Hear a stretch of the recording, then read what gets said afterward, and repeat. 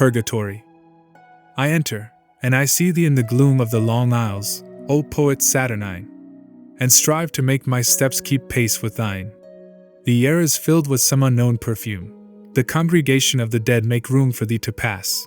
The votive tapers shine. Like rooks that haunt Ravenna's groves of pine, the hovering echoes fly from tomb to tomb. From the confessionals, I hear arise rehearsals of forgotten tragedies, and lamentations from the crypts below, and then a voice celestial that begins with the pathetic words, although your sins as scarlet be, and ends with as the snow. With snow-white veil and garments as of flame, she stands before thee, who so long ago filled thy young heart with passion and the woe from which thy song and all its splendors came.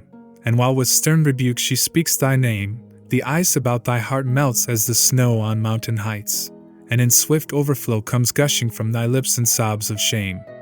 Thou makest full confession, and a gleam, as of the dawn on some dark forest cast, seems on thy lifted forehead to increase. Lethe and Juno, the remembered dream and the forgotten sorrow, bring at last that perfect pardon which is perfect peace. Canto 1. The shores of Purgatory, Cato of Utica. To run o'er better waters hoists its sail the little vessel of my genius now, that leaves behind itself a sea so cruel. And of that second kingdom will I sing wherein the human spirit doth purge itself, and to ascend to heaven becometh worthy. But let dead poesy here rise again, O holy muses, since that I am yours, and hear Calliope somewhat ascend, my song accompanying with that sound, of which the miserable magpies felt the blow so great, that they despaired of pardon. Sweet color of the oriental sapphire, that was upgathered in the cloudless aspect of the pure air, as far as the first circle, unto mine eyes did recommence delight soon as I issued forth from the dead air, which had with sadness filled mine eyes and breast. The beauteous planet, that to love incites, was making all the orient to laugh, veiling the fishes that were in her escort. To the right hand I turned, and fixed my mind upon the other pole, and saw 4 stars ne'er seen before save by the primal people, rejoicing in their flame-let seemed the heaven. O thou septentrional and widowed sight, because thou art deprived of seeing these.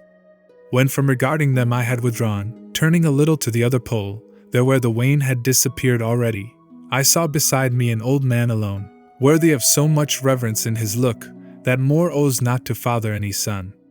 A long beard and with white hair intermingled he wore, in semblance like unto the tresses, of which a double list fell on his breast. The rays of the 4 consecrated stars did so adorn his countenance with light, that him I saw as were the sun before him. Who are you? Ye who, counter the blind river, have fled away from the eternal prison? Moving those venerable plumes, he said, who guided you? Or who has been your lamp in issuing forth out of the night profound, that ever black makes the infernal valley? The laws of the abyss, are they thus broken? Or is there changed in heaven some counsel new, that being damned ye come unto my crags? Then did my leader lay his grasp upon me, and with his words, and with his hands and signs, reverend he made in me my knees and brow, then answered him, I came not of myself, a lady from heaven descended, at whose prayers I aided this one with my company. But since it is thy will more be unfolded of our condition, how it truly is, mine cannot be that this should be denied thee. This one has never his last evening seen, but by his folly was so near to it that very little time was there to turn. As I have said, I unto him was sent to rescue him, and other way was none than this to which I have myself bade again. I've shown him all the people of perdition, and now those spirits I intend to show who purge themselves beneath thy guardianship. How I have brought him would be long to tell thee. Virtue descendeth from on high that aids me to lead him to behold thee and to hear thee. Now may it please thee to vouchsafe his coming. He seeketh liberty, which is so dear, as knoweth he who life for her refuses. Thou know'st it, since, for her, to thee not bitter was death in Utica, where thou didst leave the vesture that will shine so, the great day. By us the eternal edicts are not broken, since this one lives, and minus binds not me, but of that circle I, where are the chaste eyes of thy Marcia, who in looks still praise thee, O holy breast, to hold her as thine own. For her love, then, incline thyself to us. Permit us through thy 7-fold realm to go. I will take back this grace from thee to her, if to be mentioned there below thou deignest. Marcia so pleasing was unto mine eyes while I was on the other side. Then said he, that every grace she wished of me I granted. Now that she dwells beyond the evil river, she can no longer move me, by that law which, when I issued forth from there, was made. But if a lady of heaven do move and rule thee, as thou dost say, no flattery is needful. Let it suffice thee that for her thou ask me. Go, then, and see thou gird this one about with a smooth rush, and that thou wash his face, so that thou cleanse away all stain therefrom. For 'twere not fitting that the eye o'ercast by any mist should go before the first angel, who is of those of paradise. This little island round about its base below there, yonder, where the billow beats it, doth rushes bear upon its washy ooze. No other plant that putteth forth the leaf, or that doth indurate, can there have life, because it yieldeth not unto the shocks. Thereafter be not this way your return. The sun, which now is rising, will direct you to take the mount by easier ascent. With this he vanished, and I raised me up without a word, and wholly drew myself unto my guide, and turned mine eyes to him. And he began, Son, follow thou my steps, let us turn back, for on this side declines the plain unto its lower boundaries. The dawn was vanquishing the matin hour which fled before it, so that from afar I recognized the trembling of the sea. Along the solitary plain we went as one who unto the lost road returns, until he finds it seems to go in vain. As soon as we were come to where the dew fights with the sun, and being in a part where shadow falls, little evaporates, both of his hands upon the grass outspread in gentle manner did my master place, whence I, who of his action was aware, extended unto him my tearful cheeks. There did he make in me uncovered wholly that hue which hell had covered up in me. Then came we down upon the desert shore which never yet saw navigate its waters any that afterward had known return. There he begirt me as the other pleased. O marvelous! For even as he culled the humble plant, such it sprang up again suddenly there where he uprooted it. Canto 2. The celestial pilot, Casella. Already had the sun the horizon reached whose circle of meridian covers o'er Jerusalem with its most lofty point, and night that opposite to him revolves was issuing forth from Ganges with the scales that fall from out her hand when she exceedeth, so that the white and the vermilion cheeks of beautiful Aurora, where I was, by too great age were changing into orange. We still were on the border of the sea, like people who are thinking of their road, who go in heart, and with the body stay, and lo! As when, upon the approach of morning, through the gross vapors Mars grows fiery red down in the west upon the ocean floor, appeared to me, may I again behold it, a light along the sea so swiftly coming, its motion by no flight of wing is equaled, from which when I a little had withdrawn mine eyes, that I might question my conductor, again I saw it brighter grown and larger. Then on each side of it appeared to me I knew not what of white, and underneath it little by little there came forth another. My master yet had uttered not a word while the first whiteness into wings unfolded, but when he clearly recognized the pilot, he cried, make haste to bow the knee. Behold the angel of God. Fold thou thy hands. Henceforward shalt thou see such officers. See how he scorneth human arguments, so that nor or he wants, nor other sail than his own wings, between so distant shores. See how he holds them pointed up to heaven, fanning the air with the eternal pinions, that do not molt themselves like mortal hair. Then as still nearer and more near us came the bird divine, more radiant he appeared, so that near by the eye could not endure him, but down I cast it, and he came to shore with a small vessel, very swift and light, so that the water swallowed not thereof. Upon the stern stood the celestial pilot. Beatitude seemed written in his face, and more than 100 spirits sat within. In exitu Israel de Egypto. They chanted all together in one voice, with whatso in that psalm is after written. Then made he sign of holy rood upon them, whereat all cast themselves upon the shore, and he departed swiftly as he came. The throng which still remained there unfamiliar seemed with the place, all round about them gazing, as one who in new matters makes essay. On every side was darting forth the day the sun, who had with his resplendent shafts from the mid-heaven chased forth the Capricorn, when the new people lifted up their faces towards us, saying to us, If ye know, show us the way to go unto the mountain. An answer made Virgilius, Ye believe perchance that we have knowledge of this place, but we are strangers even as yourselves. Just now we came, a little while before you, another way, which was so rough and steep, that mounting will henceforth seem sport to us. The souls who had, from seeing me draw breath, become aware that I was still alive, pallid in their astonishment became. And as to messenger who bears the olive, the people throng to listen to the news, and no one shows himself afraid of crowding. So at the sight of me stood motionless those fortunate spirits, all of them, as if oblivious to go and make them fair. One from among them saw I coming forward, as to embrace me, with such great affection, that it incited me to do the like. O empty shadows, save an aspect only! 3 times behind it did I clasp my hands, as oft returned with them to my own breast. I think with wonder I depicted me, whereat the shadow smiled and backward drew, and I, pursuing it, pressed farther forward. Gently it said that I should stay my steps, then knew I who it was, and I entreated that it would stop a while to speak with me. It made reply to me, even as I love the immortal body, so I love thee free, therefore I stop. But wherefore goest thou? My own Casella. To return once more there where I am, I make this journey, said I, but how from thee has so much time be taken? And he to me, no outrage has been done me, if he who takes both when and whom he pleases has many times denied to me this passage, for of a righteous will his own is made. He, sooth to say, for 3 months past has taken whoever wished to enter with all peace, whence I, who now had turned unto that shore where salt the waters of the Tiber grow, benignantly by him have been received. Unto that outlet now his wing is pointed, because forevermore assembled there those who toward dies Acheron do not descend. And I, if some new law take not from the memory or practice of the song of love, which used to quiet in me all my longings, thee may it please to comfort therewithal somewhat this soul of mine, that with its body hitherward coming is so much distressed. Love, that within my mind discourses with me, forthwith began he so melodiously, the melody within me still is sounding. My master, and myself, and all that people which with him were, appeared as satisfied as if naught else might touch the mind of any. We all of us were moveless and attentive unto his notes, and lo!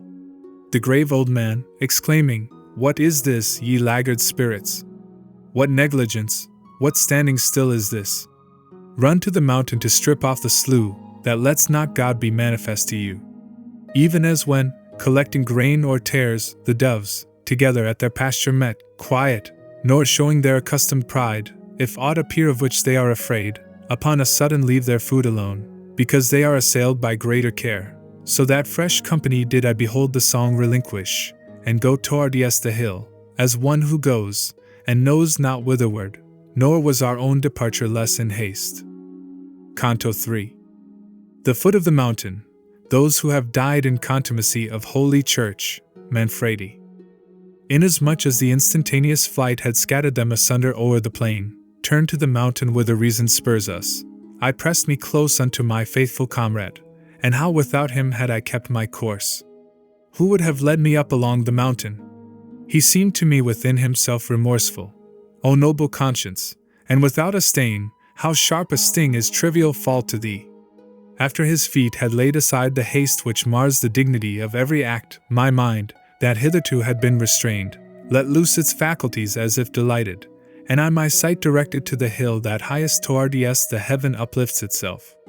The sun, that in our rear was flaming red, was broken in front of me into the figure which had in me the stoppage of its rays. Unto one side I turned me, with the fear of being left alone, when I beheld only in front of me the ground obscured. Why dost thou still mistrust? My comforter began to say to me turned wholly round, Dost thou not think me with thee, and that I guide thee? 'Tis evening there already where is buried the body within which I cast a shadow. 'Tis from Brundusium ta'en, and Naples has it. Now if in front of me no shadow fall, marvel not at it more than at the heavens, because one ray impedeth not another to suffer torments, both of cold and heat, bodies like this that power provides, which wills that how it works be not unveiled to us. Insane is he who hopeth that our reason can traverse the illimitable way, which the one substance in 3 persons follows.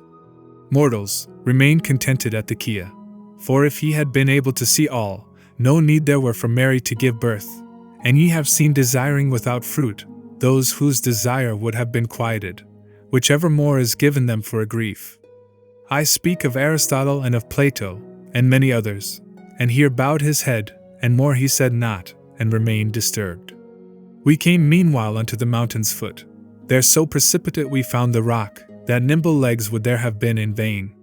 Twixt Larissae and Turbia, the most desert, the most secluded pathway is a stair easy and open, if compared with that. Who knoweth now upon which hand the hill slopes down? My master said, his footsteps staying, so that who goeth without wings may mount? And while he held his eyes upon the ground examining the nature of the path, and I was looking up around the rock, on the left hand appeared to me a throng of souls, that moved their feet in our direction, and did not seem to move, they came so slowly. Lift up thine eyes, I to the master said, behold on this side, who will give us counsel, if thou of thine own self can have it not. Then he looked at me, and with frank expression replied, let us go there, for they come slowly, and thou be steadfast in thy hope, sweet son. Still was that people as far off from us, after 1,000 steps of ours I say, as a good thrower with his hand would reach, when they all crowded unto the hard masses of the high bank, and motionless stood and close, as he stands still to look who goes in doubt. O happy dead! O spirits elect already! Virgilius made beginning, by that peace which I believe is waiting for you all, tell us upon what side the mountain slopes, so that the going up be possible, for to lose time irks him most who most knows. As sheep come issuing forth from out the fold by ones and twos and threes, and the others stand timidly, holding down their eyes and nostrils, and what the foremost does the others do, huddling themselves against her, if she stop, simple and quiet and the wherefore know not. So moving to approach us thereupon I saw the leader of that fortunate flock, modest in face and dignified in gait. As soon as those in the advance saw broken the light upon the ground at my right side, so that from me the shadow reached the rock, they stopped, and backward drew themselves somewhat, and all the others, who came after them, not knowing why nor wherefore, did the same. Without your asking, I confess to you this is a human body which you see, whereby the sunshine on the ground is cleft. Marvel ye not thereat, but be persuaded that not without a power which comes from heaven doth he endeavor to surmount this wall. The master thus, and said those worthy people, return ye then, and enter in before us, making a signal with the back o' the hand, and one of them began, Whoe'er thou art, thus going turn thine eyes, consider well if e'er thou saw me in the other world. I turned me towards him, and looked at him closely. Blond was he, beautiful, and of noble aspect, but one of his eyebrows had a blow divided. When with humility I had disclaimed error having seen him, now behold, he said, and showed me high upon his breast a wound. Then said he with a smile, I am Manfredi, the grandson of the Empress Costanza. Therefore, when thou returnest, I beseech thee go to my daughter beautiful, the mother of Sicily's honor and of Aragon's, and the truth tell her, if aught else be told. After I had my body lacerated by these 2 mortal stabs, I gave myself weeping to him, who willingly doth pardon.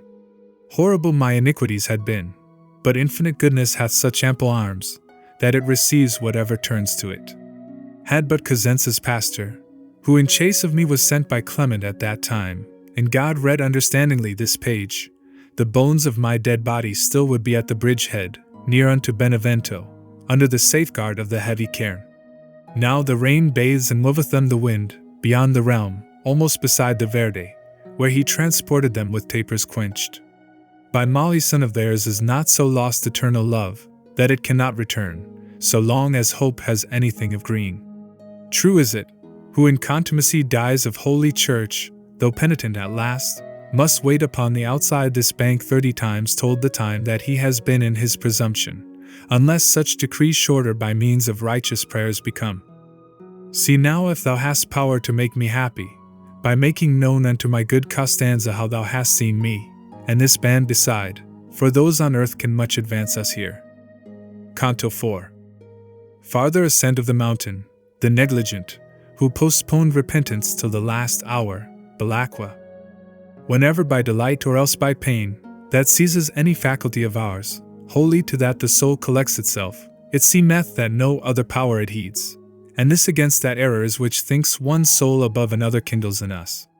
And hence, Whenever aught is heard or seen which keeps the soul intently bent upon it, time passes on, and we perceive it not, because one faculty is that which listens, and other that which the soul keeps entire. This is as if in bonds, and that is free. Of this I had experience positive in hearing and in gazing at that spirit. For 50 full degrees a prison was the sun, and I had not perceived it, when we came to where those souls with one accord cried out unto us, Here is what you ask.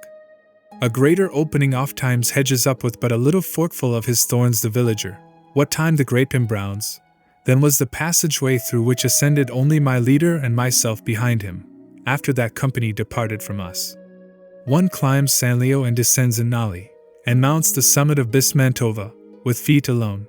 But here one needs must fly, with the swift pinions and the plumes I say of great desire, conducted after him who gave me hope, and made a light for me. We mounted upward through the rift rock, and on each side the border pressed upon us, and feet and hands the ground beneath required. When we were come upon the upper rim of the high bank, out on the open slope, my master, said I, What way shall we take? And he to me, No step of thine descend, still up the mount behind me win thy way, till some sage escort shall appear to us. The summit was so high it vanquished sight, and the hillside precipitous far more than lined from middle quadrant to the center spent with fatigue was I, when I began, O my sweet father! Turn thee and behold how I remain alone, unless thou stay. O son, he said, up yonder drag thyself, pointing me to a terrace somewhat higher, which on that side encircles all the hill. These words of his so spurred me on, that I strained every nerve, behind him scrambling up, until the circle was beneath my feet.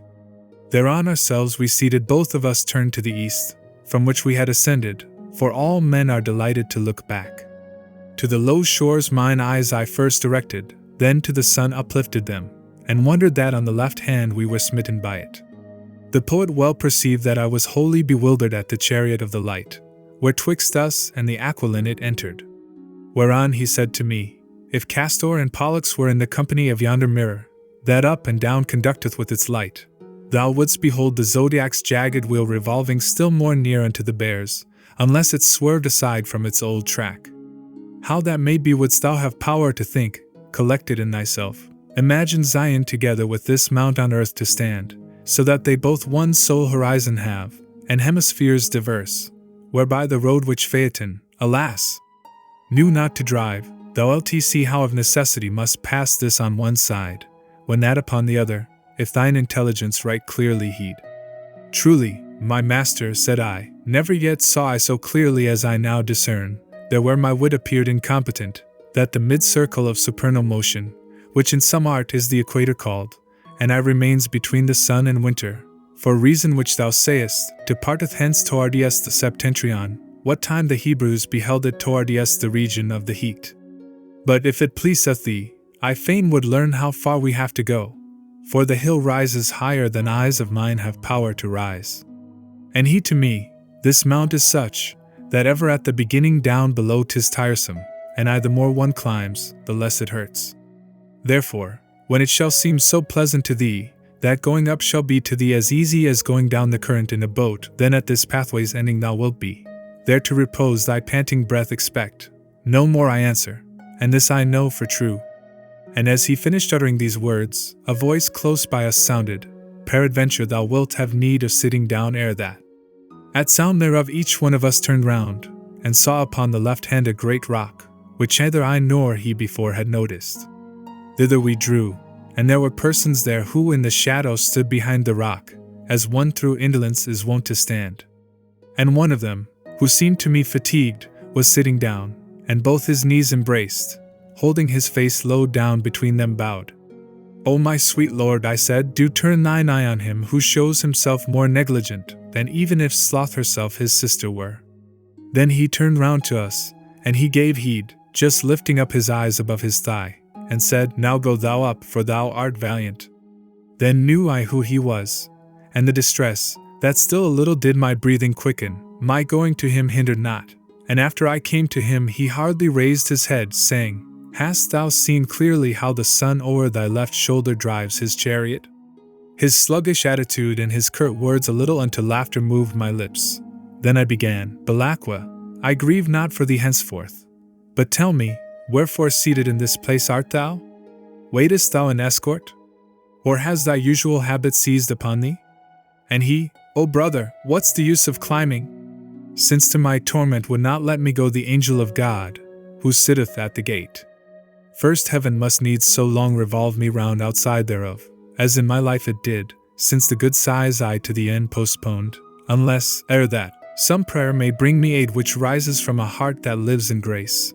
What profit others that in heaven are heard not? Meanwhile the poet was before me mounting, and saying, Come now, see the sun has touched meridian, and from the shore the night covers already with her foot Morocco. Canto 5. Those who died by violence, but repentant, Buon Cant di Montefeltro, La Pia.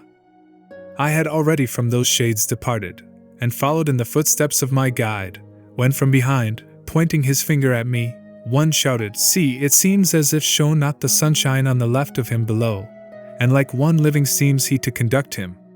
Mine eyes I turned at utterance of these words, and saw them watching with astonishment but me, and the light which was broken. Why doth thy mind so occupy itself, the master said, that thou thy pace dost slacken? What matters it to thee what here is whispered? Come after me, and let the people talk. Stand like a steadfast tower, that never wags its top for all the blowing of the winds. Forevermore the man in whom is springing thought upon thought, removes from him the mark, because the force of one the other weakens. What could I say in answer but I come? I said it somewhat with that color tinge which makes a man of pardon sometimes worthy. Meanwhile along the mountain side across came people in advance of us a little, singing the miserere verse by verse. When they became aware I gave no place for passage of the sunshine through my body, they changed their song into a long, hoarse oh. And two of them, in form of messengers, ran forth to meet us, and demanded of us, Of your condition make us cognizant. And said my master, Ye can go your way and carry back again to those who sent you, that this one's body is of very flesh. If they stood still because they saw his shadow, as I suppose enough is answered them, him let them honor, it may profit them. Vapors enkindled saw I ne'er so swiftly at early nightfall cleave the air serene, nor, at the set of sun, the clouds of August, but upward they returned in briefer time, and on arriving, with the others wheeled toward us, like troops that run without a rein. This folk that presses unto us is great, and cometh to implore thee, said the poet, so still go onward, and in going listen. O soul that goest to beatitude with the same members wherewith thou wast born, shouting they came, a little stay thy steps. Look, if thou e'er hast any of us seen, so that o'er yonder thou bear news of him. Ah, why dost thou go on? Ah, why not stay? Long since we all were slain by violence, and sinners even to the latest hour. Then did a light from heaven admonish us, so that, both penitent and pardoning, forth from life we issued reconciled to God, who with desire to see him stirs our hearts. And I, although I gaze into your faces, no one I recognize, but if may please you aught I have power to do, ye well-born spirits, speak ye, and I will do it, by that peace which, following the feet of such a guide, from world to world makes itself sought by me. And one began, Each one has confidence in thy good offices without an oath, unless the eye cannot cut off the eye will. Whence I, who speak alone before the others, pray thee, if ever thou dost see the land that twixt Romagna lies and that of Charles, thou be so courteous to me of thy prayers in Fano, that they pray for me devoutly, that I may purge away my grave offences. From thence was I, but the deep wounds through which issued the blood wherein I had my seat, were dealt me in bosom of the Antinori, there where I thought to be the most secure. 'Twas he of Este had it done, who held me in hatred far beyond what justice willed. But if towards the mirror I had fled, when I was overtaken at Auriaco, I still should be o'er yonder where men breathe. I ran to the lagoon, and reeds and mire did so entangle me I fell, and saw there a lake made from my veins upon the ground. Then said another, Ah, be that desire fulfilled that draws thee to the lofty mountain, as thou with pious pity aidest mine. I was of Montefeltro, and am Buon Cant, Giovanna, nor none other cares for me, hence among these I go with downcast front. And I to him, What violence, or what chance led thee astray so far from Campaldino, that never has thy sepulture been known?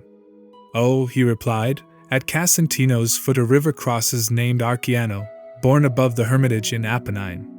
There where the name thereof becometh void did I arrive, pierced through and through the throat, fleeing on foot, and bloodying the plain. There my sight lost I, and my utterance ceased in the name of Mary, and thereat I fell, and tenantless my flesh remained. Truth will I speak, repeat it to the living. God's angel took me up, and he of hell shouted, O thou from heaven, why dost thou rob me? Thou bearest away the eternal part of him. For one poor little tear, that takes him from me. But with the rest I'll deal in other fashion. Well knowest thou how in the air is gathered that humid vapor which to water turns, soon as it rises where the cold doth grasp it. He joined that evil will, which I seeks evil, to intellect, and moved the mist and wind by means of power, which his own nature gave. Thereafter, when the day was spent, the valley from Pratomagno to the great yoke covered with fog, and made the heaven above intent, so that the pregnant air to water changed.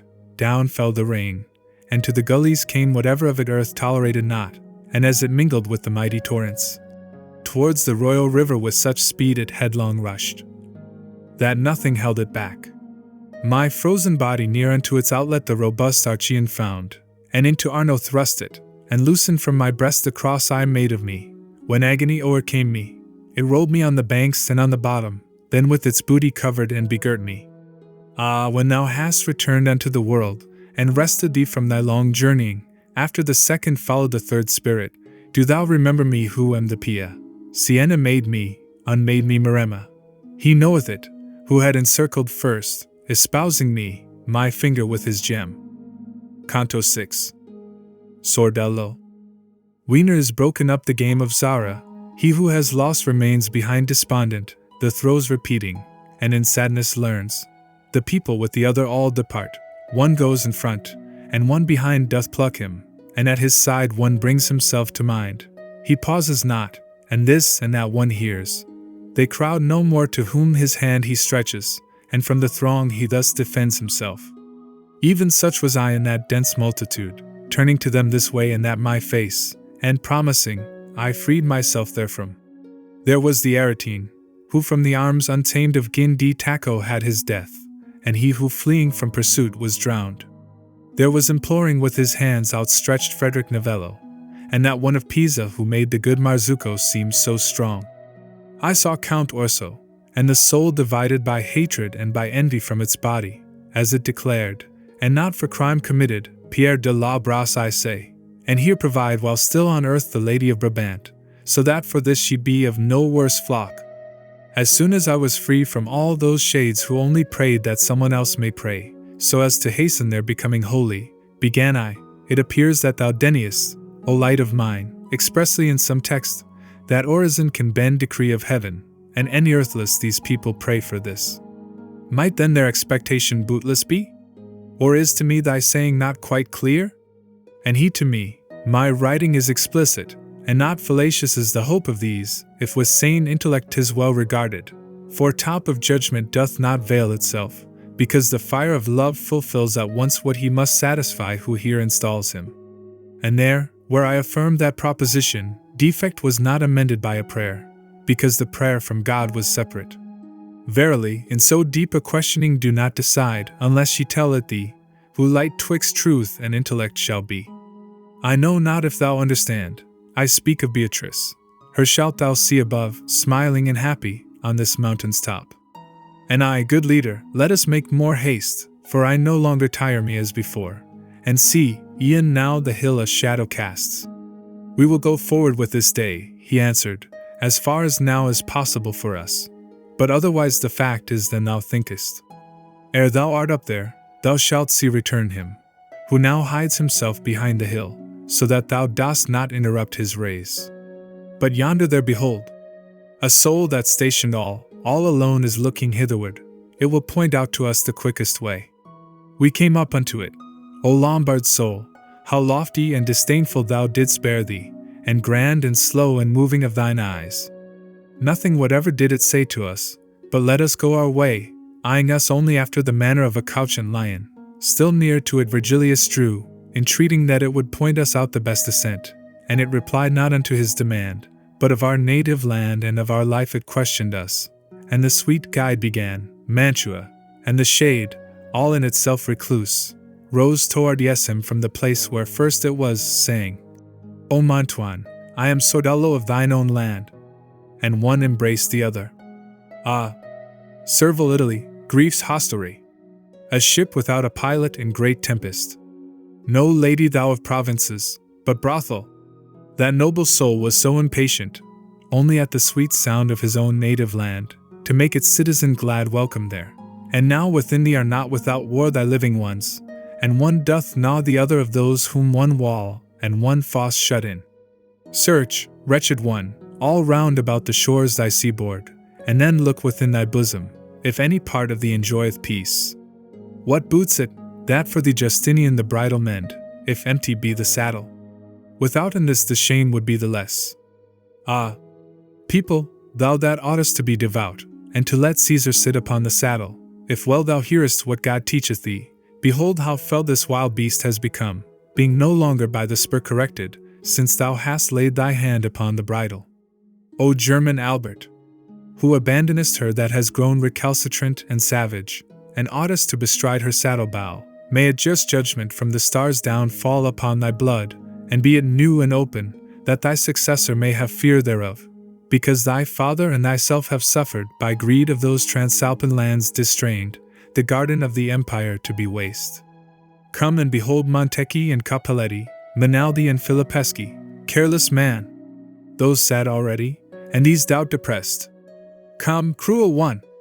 Come and behold the oppression of thy nobility, and cure their wounds, and thou shalt see how safe is Santa Fiore. Come and behold thy Rome, that is lamenting, widowed, alone, and day and night exclaims, My Caesar, why hast thou forsaken me? Come and behold how loving are the people, and if for us no pity moveth thee, come and be made ashamed of thy renown. And if it lawful be, O Jove supreme, who upon earth for us wast crucified, are thy just eyes averted otherwhere? Or preparation is, that, in the abyss of thine own counsel, for some good thou makest from our perception utterly cut off? For all the towns of Italy are full of tyrants, and becometh a Marcellus each peasant churl who plays the partisan. My Florence! Well mayst thou contented be with this digression, which concerns thee not, thanks to thy people who such forethought take. Many at heart have justice, but shoot slowly, that unadvised they come not to the bow, but on their very lips thy people have it.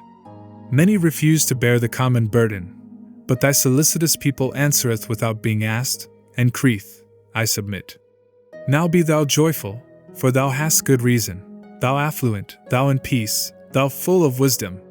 If I speak true, the event conceals it not. Athens and Lacedaemon, they who made the ancient laws, and were so civilized, made towards living well a little sign compared with thee, who makest such fine-spun provisions, that to middle of November reaches not what thou in October spinnest. How oft, within the time of thy remembrance, laws, money, offices, and usages hast thou remodeled, and renewed thy members? And if thou mind thee well, and see the light, thou shalt behold thyself like a sick woman, who cannot find repose upon her down, but by her tossing wardeth off her pain. Canto 7. The Valley of the Princes. After the gracious and glad salutations had 3 and 4 times been reiterated, Sordello backward drew and said, Who are you? Or ever to this mountain were directed the souls deserving to ascend to God. My bones were buried by Octavian. I am Virgilius, and for no crime else did I lose heaven, than for not having faith. In this wise then my leader made reply. As one who suddenly before him sees something whereat he marvels, who believes and yet does not, saying, It is. It is not.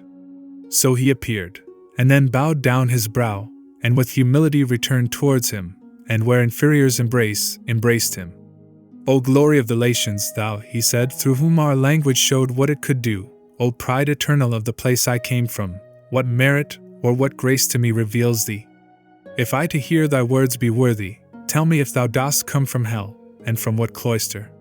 Through all the circles of the doleful realm, responded he, have I come hitherward. Heaven's power impelled me, and with that I come.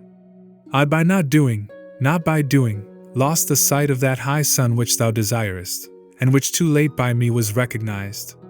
A place there is below not sad with torments, but darkness only, where the lamentations have not the sound of wailing, but are sighs. There dwell I with the little innocents snatched by the teeth of death, or ever they were from our human sinfulness exempt. There dwell I among those who the 3 saintly virtues did not put on, and without vice the others knew and followed all of them. But if thou know and can, some indication give us by which we may the sooner come where purgatory has its right beginning. He answered, No fixed place has been assigned us. 'Tis lawful for me to go up and round, so far as I can go, as guide I join thee. But see already how the day declines, and to go up by night we are not able. Therefore 'tis well to think of some fair sojourn. Souls are there on the right hand here withdrawn. If thou permit me I will lead thee to them, and thou shalt know them not without delight. How is this? Was the answer. Should one wish to mount by night, would he prevented be by others? Or mayhap would not have power? And on the ground the good Sordello drew his finger, saying, See, this line alone thou couldst not pass after the sun is gone. Not that aught else would hindrance give, however, to going up, save the nocturnal darkness. This with the want of power the will perplexes. We might indeed therewith return below, and wandering, walk the hillside round about, while the horizon holds the day imprisoned. Thereon my lord, as if in wonder, said, Do thou conduct us thither, where thou sayest that we can take delight in tarrying. Little had we withdrawn us from that place, when I perceived the mount was hollowed out in fashion as the valleys here are hollowed. Thitherward, said that shade, will we repair, where of itself the hillside makes a lap, and therefore the new day will we await. Twixt hill and plain there was a winding path which led us to the margin of that dell, where dies the border more than half away. Gold and fine silver, and scarlet and pearl white, the Indian wood resplendent and serene, fresh emerald the moment it is broken, by herbage and by flowers within that hollow planted, each one in color would be vanquished, as by its greater vanquished is the less. Nor in that place had nature painted only, but of the sweetness of 1,000 odors made there a mingled fragrance, and unknown.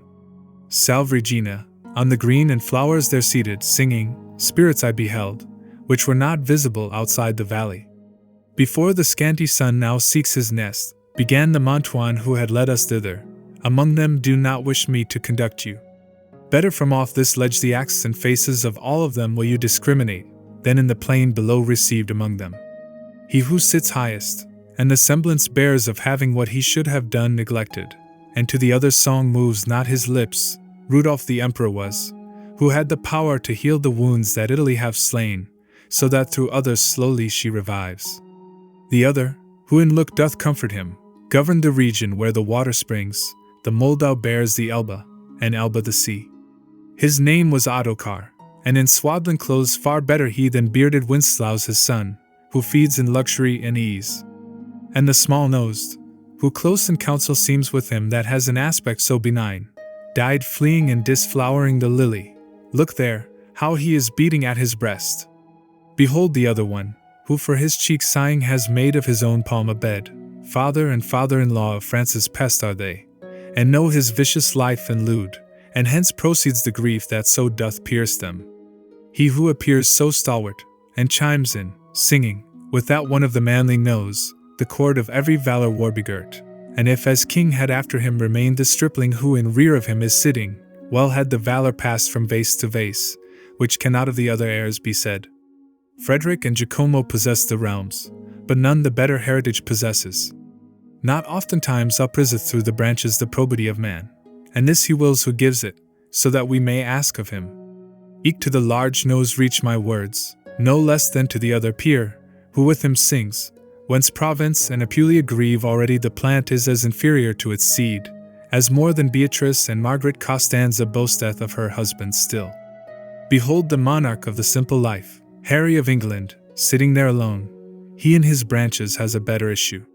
He who the lowest on the ground among them sits looking upward, is the Marquis William, for whose sake Alessandria and her war make Montferrat and Canaves weep. Canto 8. The Guardian Angels and the Serpent, Nino di Galura, Corrado Malaspina.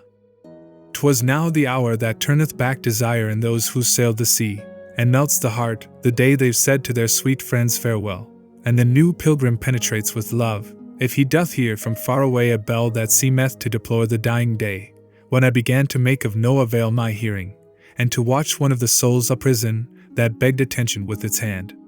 It joined and lifted upward both its palms, fixing its eyes upon the Orient, as if it said to God, naught else I care for. Te Lucas ante so devoutly issued forth from its mouth, and with such dulcet notes, it made me issue forth from my own mind. And then the others, sweetly and devoutly, accompanied it through all the hymn entire, having their eyes on the supernal wheels. Here, reader, fix thine eyes well on the truth, for now indeed so subtle is the veil, surely to penetrate within is easy. I saw that army of the gentle born there afterward in silence upward gaze, as if in expectation, pale and humble, and from on high come forth and down descend. I saw 2 angels with 2 flaming swords, truncated and deprived of their points.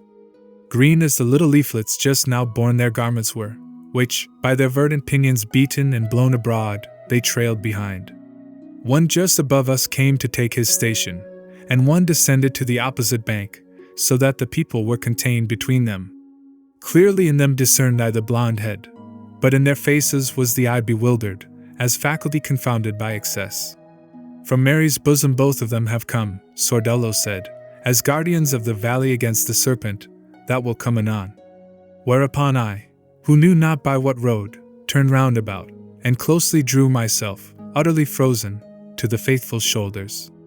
And once again Sordello, now descend we mid the grand shades, and we will speak to them. Right pleasant will it be for them to see you. Only 3 steps I think that I descended, and was below, and saw one who was looking only at me, as if he fain would know me. Already now the air was growing dark, but not so that between his eyes and mine it did not show what it before locked up. Towards me he moved, and I towards him did move, noble Judge Nino. How it me delighted, when I beheld thee not among the damned. No greeting fair was left unsaid between us. Then asked he, How long is it since thou camest o'er the far waters to the mountain's foot? Oh, said I to him, through the dismal places I came this morn, and am in the first life, albeit the other, going thus I gain. And on the instant my reply was heard, he and Sordello both shrank back from me, like people who are suddenly bewildered. One to Virgilius, and the other turned to one who sat there, crying, Up, Corrado! Come and behold what God in grace has willed. Then turned to me, By that especial grace thou owest unto him, who so conceals his own first wherefore, that it has no ford. When thou shalt be beyond the waters wide, tell my Giovanna that she pray for me, where answer to the innocent is made. I do not think her mother loves me more, since she has laid aside her wimple white, which she, unhappy, needs must wish again. Through her full easily is comprehended how long in woman lasts the fire of love, if eye or touch do not relight it often. So fair a hatchment will not make for her the viper marshalling the Milanese a-field, as would have made Galura's cock. In this wise spake he, with the stamp impressed upon his aspect of that righteous zeal which measurably burneth in the heart. My greedy eyes still wandered up to heaven, still to that point where slowest are the stars, even as a wheel the nearest to its axle. And my conductor, Son, what dost thou gaze at up there? And I to him, At those 3 torches with which this hither pole is all on fire. And he to me, The 4 resplendent stars thou sawest this morning are down yonder low, and these have mounted up to where those were. As he was speaking, to himself Sordello drew him, and said, Lo there our adversary, and pointed with his finger to look thither. Upon the side on which the little valley no barrier hath, a serpent was, perchance the same which gave to Eve the bitter food. Twixt grass and flowers came on the evil streak, turning at times its head about, and licking its back like to a beast that smooths itself.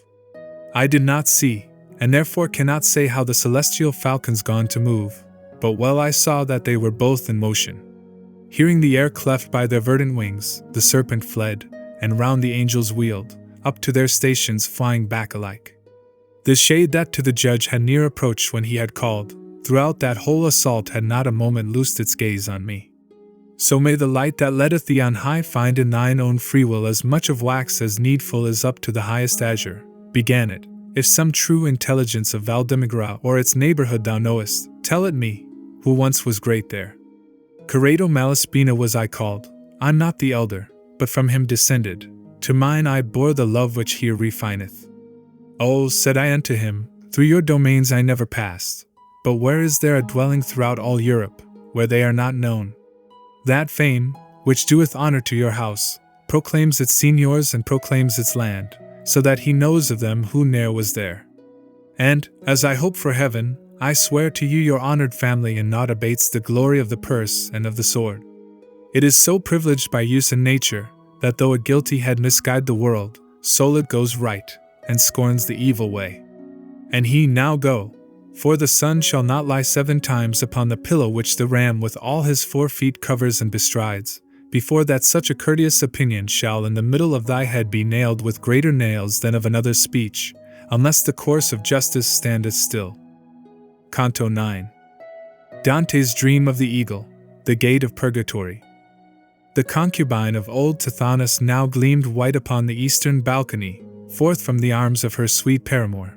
With gems her forehead all relucent was, set in the shape of that cold animal which with its tail doth smite amain the nations, and of the steps, with which she mounts, the night had taken 2 in that place where we were, and now the 3rd was bending down its wings, when I, who something had of Adam in me, vanquished by sleep, upon the grass reclined, there were all 5 of us. Already sat.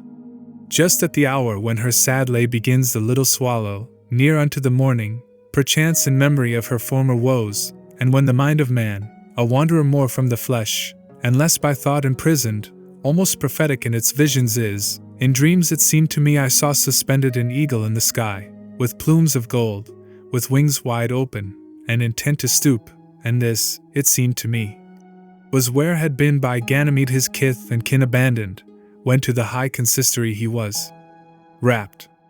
I thought within myself, perchance he strikes from habit only here, and from elsewhere disdains to bear up any in his feet.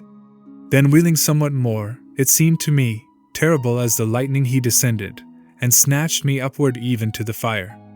Therein it seemed that he and I were burning, and the imagined fire did scorch me so, that of necessity my sleep was broken. Not otherwise Achilles started up, around him turning his awakened eyes, and knowing not the place in which he was, what time from Chiron stealthily his mother carried him sleeping in her arms to Scyros, wherefrom the Greeks withdrew him afterwards, then I upstart, when from off my face sleep fled away, and pallid I became, as doth the man who freezes with affright. Only my comforter was at my side, and now the sun was more than 2 hours high, and turned towards the seashore was my face. Be not intimidated, said my lord, be reassured, for all is well with us. Do not restrain, but put forth all thy strength. Thou hast at length arrived at Purgatory. See there the cliff that closes it around. See there the entrance, where it seems disjoined. Whilom at dawn, which doth precede the day, when inwardly thy spirit was asleep upon the flowers that deck the land below, there came a lady and said, I am Lucia. Let me take this one up, who is asleep. So will I make his journey easier for him. Sordello and the other noble shapes remained. She took thee, and, as day grew bright, upward she came, and I upon her footsteps.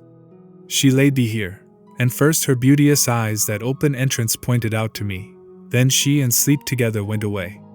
In guise of one whose doubts are reassured, and who to confidence his fear doth change, after the truth has been discovered to him, so did I change, and when without disquiet my leader saw me, up along the cliff he moved, and I behind him, towardy the height. Reader, thou sayest well how I exalt my theme, and therefore if with greater art I fortify it, marvel not thereat. Nearer approached we, and were in such place that there, where first appeared to me a rift like to a crevice that disparts a wall, I saw a portal, and 3 stairs beneath, diverse in color, to go up to it, and a gatekeeper, who yet spake no word. And as I opened more and more mine eyes, I saw him seated on the highest stair, such in the face that I endured it not. And in his hand he had a naked sword, which so reflected back the sunbeams toward us, that oft in vain I lifted up mine eyes. Tell it from where you are, what is't you wish? Began he to exclaim, where is the escort?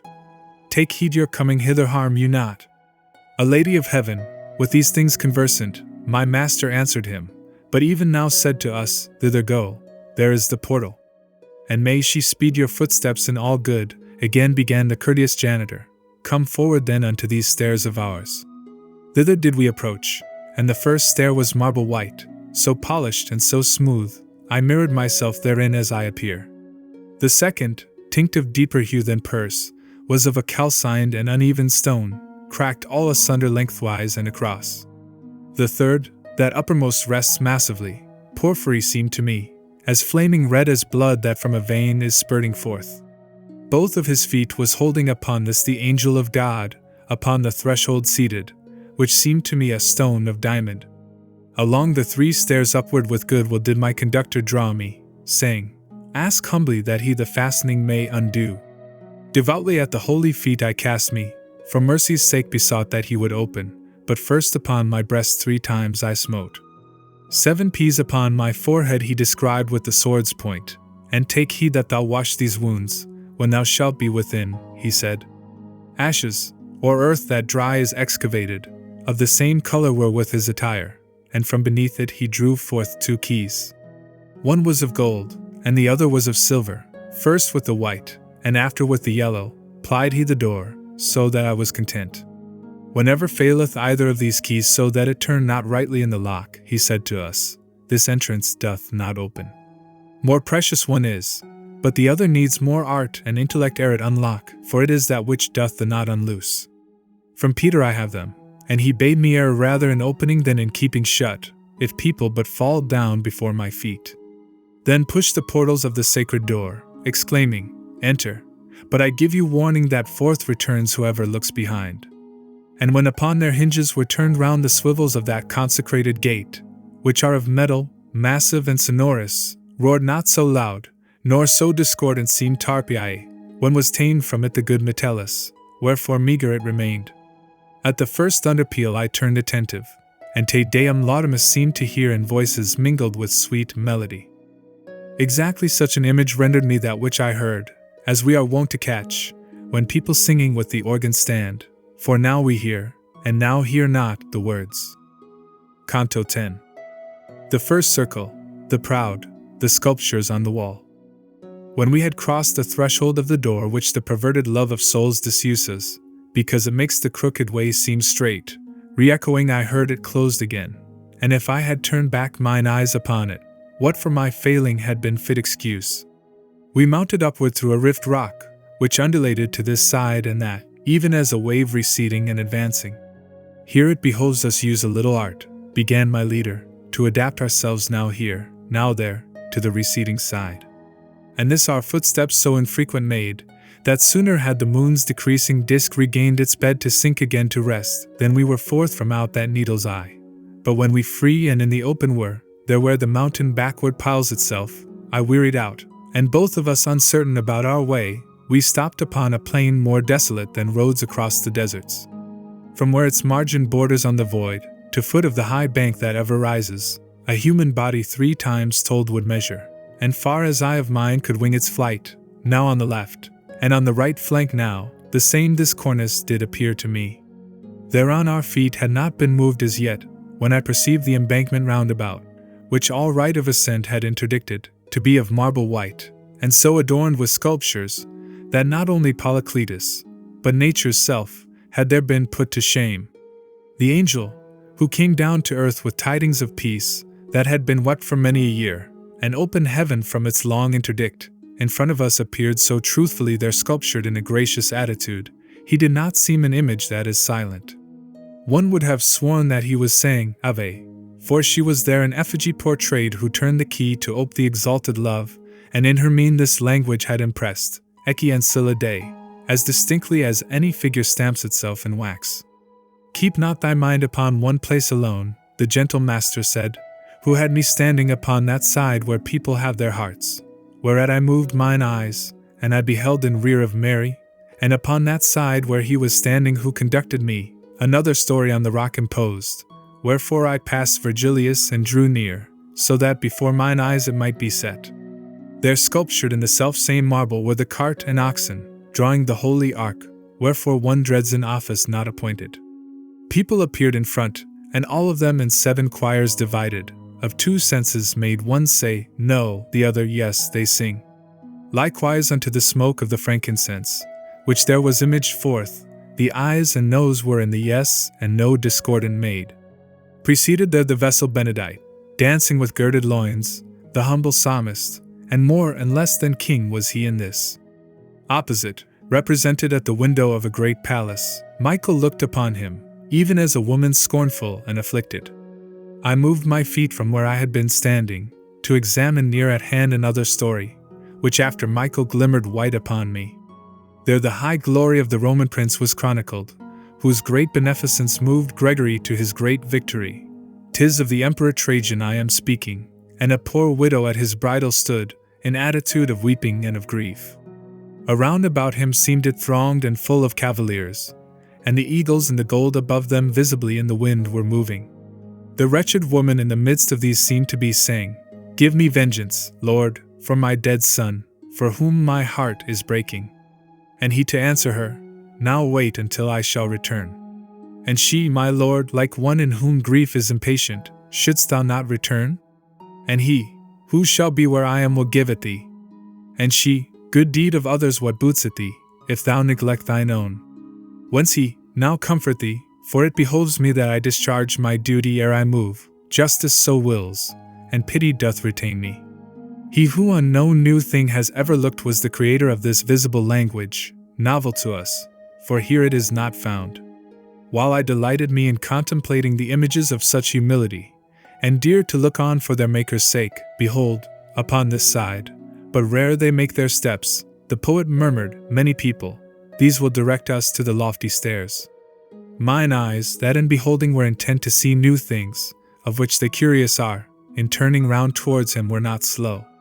But still I wish not, reader, thou shouldst swerve from thy good purposes, because thou hearest how God ordaineth that the debt be paid. Attend not to the fashion of the torment, think of what follows. Think that at the worst it cannot reach beyond the mighty sentence. Master, began I, that which I behold moving towards us seems to me not persons, and what I know not, so in sight I waver. And he to me, the grievous quality of this their torment bows them so to earth, that my own eyes at first contended with it, but look there fixedly, and disentangle by sight what cometh underneath those stones. Already canst thou see how each is stricken. O ye proud Christians! Wretched, weary ones! Who, in the vision of the mind infirm, confidence have in your backsliding steps, do ye not comprehend that we are worms, born to bring forth the angelic butterfly that fleeth unto judgment without screen?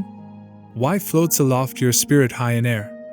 Like are ye unto insects undeveloped, even as the worm in whom formation fails. As to sustain a ceiling or a roof, in place of corbel, oftentimes a figure is seen to join its knees unto its breast, which makes of the unreal real anguish arise in him who sees it. Fashion thus beheld I those, when I had ta'en good heed. True is it, they were more or less bent down, according as they more or less were laden, and he who had most patience in his looks weeping did seem to say, I can no more. Canto 11 Umberto di Santafiore, Oderosai di Agabio, Provenzan Salvani. Our Father, thou who dwellest in the heavens, not circumscribed, but from the greater love thou bearest to the first effects on high, praised be thy name, and thine omnipotence by every creature, as befitting is to render thanks to thy sweet effluence. Come unto us the peace of thy dominion, for unto it we cannot of ourselves, if it come not, with all our intellect. Even as thine own angels of there will make sacrifice to thee, Hosanna singing, so may all men make sacrifice of theirs. Give unto us this day our daily manna, without in which in this rough wilderness backward goes he who toils most to advance. And even as we the trespass we have suffered pardon in one another, pardon thou benignly, and regard not our desert. Our virtue, which is easily o'ercome, put not to proof with the old adversary, but thou from him who spurs it so, deliver. This last petition verily, dear Lord, not for ourselves is made, who need it not, but for their sake who have remained behind us. Thus for themselves and as good furtherance those shades imploring, went beneath a weight like unto that of which we sometimes dream, unequally in anguish round and weary all, upon that foremost cornice, purging away the smoke stains of the world. If their good words are always said for us, what may not here be said and done for them, by those who have a good root to their will. Well may we help them wash away the marks that hence they carried, so that clean and light they may ascend unto the starry wheels. Ah, so may pity and justice you disburden soon, that ye may have power to move the wing, that shall uplift you after your desire. Show us on which hand toward ye the stairs the way is shortest, and if more than one the passes, point us out that which least abruptly falls. For he who cometh with me, through the burden of Adam's flesh wherewith he is invested, against his will is chary of his climbing. The words of theirs which they returned to those that he whom I was following had spoken, it was not manifest from whom they came, but it was said, To the right hand come with us along the bank, and ye shall find a pass possible for living person to ascend. And were I not impeded by the stone, which this proud neck of mine doth subjugate, whence I am forced to hold my visage down, him, who still lives and does not name himself, would I regard, to see if I may know him and make him piteous unto this burden. A Latian was I, and born of a great Tuscan. Guglielmo Aldobrandeschi was my father. I know not if his name were ever with you. The ancient blood and deeds of gallantry of my progenitors so arrogant made me that, thinking not upon the common mother, all men I held in scorn to such extent I died therefore, as know the Sienese, and every child in Campagnatico. I am Umberto, and not to me alone has pride done harm, but all my kith and kin has with it dragged into adversity. And here must I this burden bear for it till God be satisfied, since I did not among the living, here among the dead. Listening I downward bent my countenance, and one of them, not this one who was speaking, twisted himself beneath the weight that cramps him, and looked at me, and knew me, and called out, keeping his eyes laboriously fixed on me, who all bowed down was going with them. Oh, asked I him, art thou not Odericai, Agabio's honor, an honor of that art which is in Paris called illuminating? Brother, said he, more laughing are the leaves touched by the brush of Franco Bolognese. All his the honor now, and mine in part. In sooth I had not been so courteous while I was living, for the great desire of excellence, on which my heart was bent. Here of such pride is paid the forfeiture, and yet I should not be here, were it not that, having power to sin, I turned to God. O thou vain glory of the human powers, how little green upon thy summit lingers, if be not followed by an age of grossness. In painting Cimabue thought that he should hold the field, now Giotto has the cry, so that the other's fame is growing dim. So has one Guido from the other taken the glory of our tongue, and he perchance is born, who from the nest shall chase them both. Naught is this mundane rumor but a breath of wind, that comes now this way and now that, and changes name, because it changes side. What fame shalt thou have more, if old peel off from thee thy flesh, than if thou hadst been dead before thou left the Papo and the Dindi, ere pass 1,000 years? Which is a shorter space to the etern, than twinkling of an eye unto the circle that in heaven wheels slowest. With him, who takes so little of the road in front of me, all Tuscany resounded, and now he scarce is lisped of in Siena, where he was lord, what time was overthrown the Florentine delirium, that superb was at that day as now 'tis prostitute. Your reputation is the color of grass which comes and goes, and that discolors it by which it issues green from out the earth. And I, thy true speech fills my heart with good humility, and great tumor thou assuagest. But who is he, of whom just now thou spakest? That, he replied, is Provenzan Salvani, and he is here because he had presumed to bring Siena all into his hands. He has gone thus, and goeth without rest e'er since he died. Such money renders back in payment he who is on earth too daring.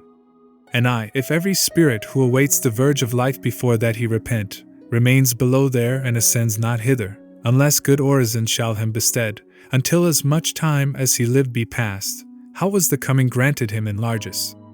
When he in greatest splendor lived, said he, freely upon the Campo of Siena, all shame being laid aside, he placed himself, and there to draw his friend from the duress which in the prison house of Charles he suffered, he brought himself to tremble in each vein. I say no more, and know that I speak darkly, yet little time shall pass before thy neighbors will so demean themselves that thou canst gloss it. This action has released him from those confines. Canto 12. The sculptures on the pavement. Ascent to the second circle. Abreast, like oxen going in a yoke, I with that heavy-laden soul went on, as long as the sweet pedagogue permitted. But when he said, "Leave him, and onward pass, for here 'tis good that with the sail and oars, as much as may be, each push on his bark, upright, as walking wills it," I redressed my person, notwithstanding that my thoughts remained within me downcast and abashed. I had moved on, and followed willingly the footsteps of my master, and we both already showed how light of foot we were, when unto me he said, "Cast down thine eyes, 'twere well for thee, to alleviate the way, to look upon the bed beneath thy feet. As, that some memory may exist of them, above the buried dead their tombs in earth bear sculptured on them what they were before, whence often there we weep for them afresh, from pricking of remembrance, which alone to the compassionate doth set its spur, so saw I there, but of a better semblance in point of artifice, with figures covered whatever as pathway from the mount projects. I saw that one who was created noble more than all other creatures, down from heaven flaming with lightnings fall upon one side. I saw Briareus smitten by the dart celestial, lying on the other side, heavy upon the earth by mortal frost. I saw Thymbrius, Pallas Sol, and Mars, still clad in armor round about their father, gaze at the scattered members of the giants. I saw, at foot of his great labor, Nimrod, as if bewildered, looking at the people who had been proud with him in center. O Niobe! With what afflicted eyes thee I beheld upon the pathway traced, between thy 7 and 7 children slain. O Saul! How fallen upon thy proper sword didst thou appear there lifeless in Gilboa, that felt thereafter neither rain nor dew. O mad Arachne! So I thee beheld e'en then half spider, sat upon the shreds of fabric wrought in evil hour for thee. O Rehoboam! No more seems to threaten thine image there, but full of consternation a chariot bears it off, when none pursues. Displayed Mori o'er the adamantine pavement how unto his own mother made out me and costly appear the luckless ornament, displayed how his own sons did throw themselves upon Sennacherib within the temple, and how, he being dead, they left him there, displayed the ruin and the cruel carnage that Tamiris wrought, when she to Cyrus said, "Blood didst thou thirst for, and with blood I glut thee," displayed how routed fled the Assyrians after that Holofernes had been slain, and likewise the remainder of that slaughter. I saw their Troy in ashes and in caverns. O Ilion! Thee, how abject and debased, displayed the image that is there discerned. Who e'er of pencil master was or style, that could portray the shades and traits which there would cause each subtle genius to admire. Dead seemed the dead, the living seemed alive. Better than I saw not who saw the truth, all that I trod upon while bowed I went. Now wax ye proud, and on with looks uplifted, ye sons of Eve, and bow not down your faces so that ye may behold your evil ways. More of the Mount Bias was now encompassed, and far more spent the circuit of the sun, than had the mind preoccupied imagined, when he, who ever watchful in advance was going on, began, "Lift up thy head, 'tis no more time to go thus meditating. Lo there an angel who is making haste to come towards us. Lo, returning is from service of the day the 6th handmaiden. With reverence thine acts and looks adorn, so that he may delight to speed us upward.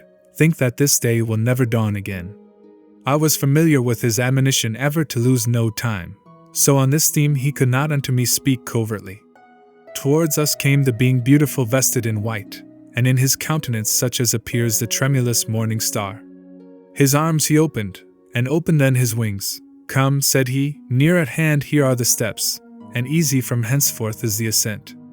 At this announcement few are they who come. O human creatures, born to soar aloft, why fall ye thus before a little wind? He led us on to where the rock was cleft.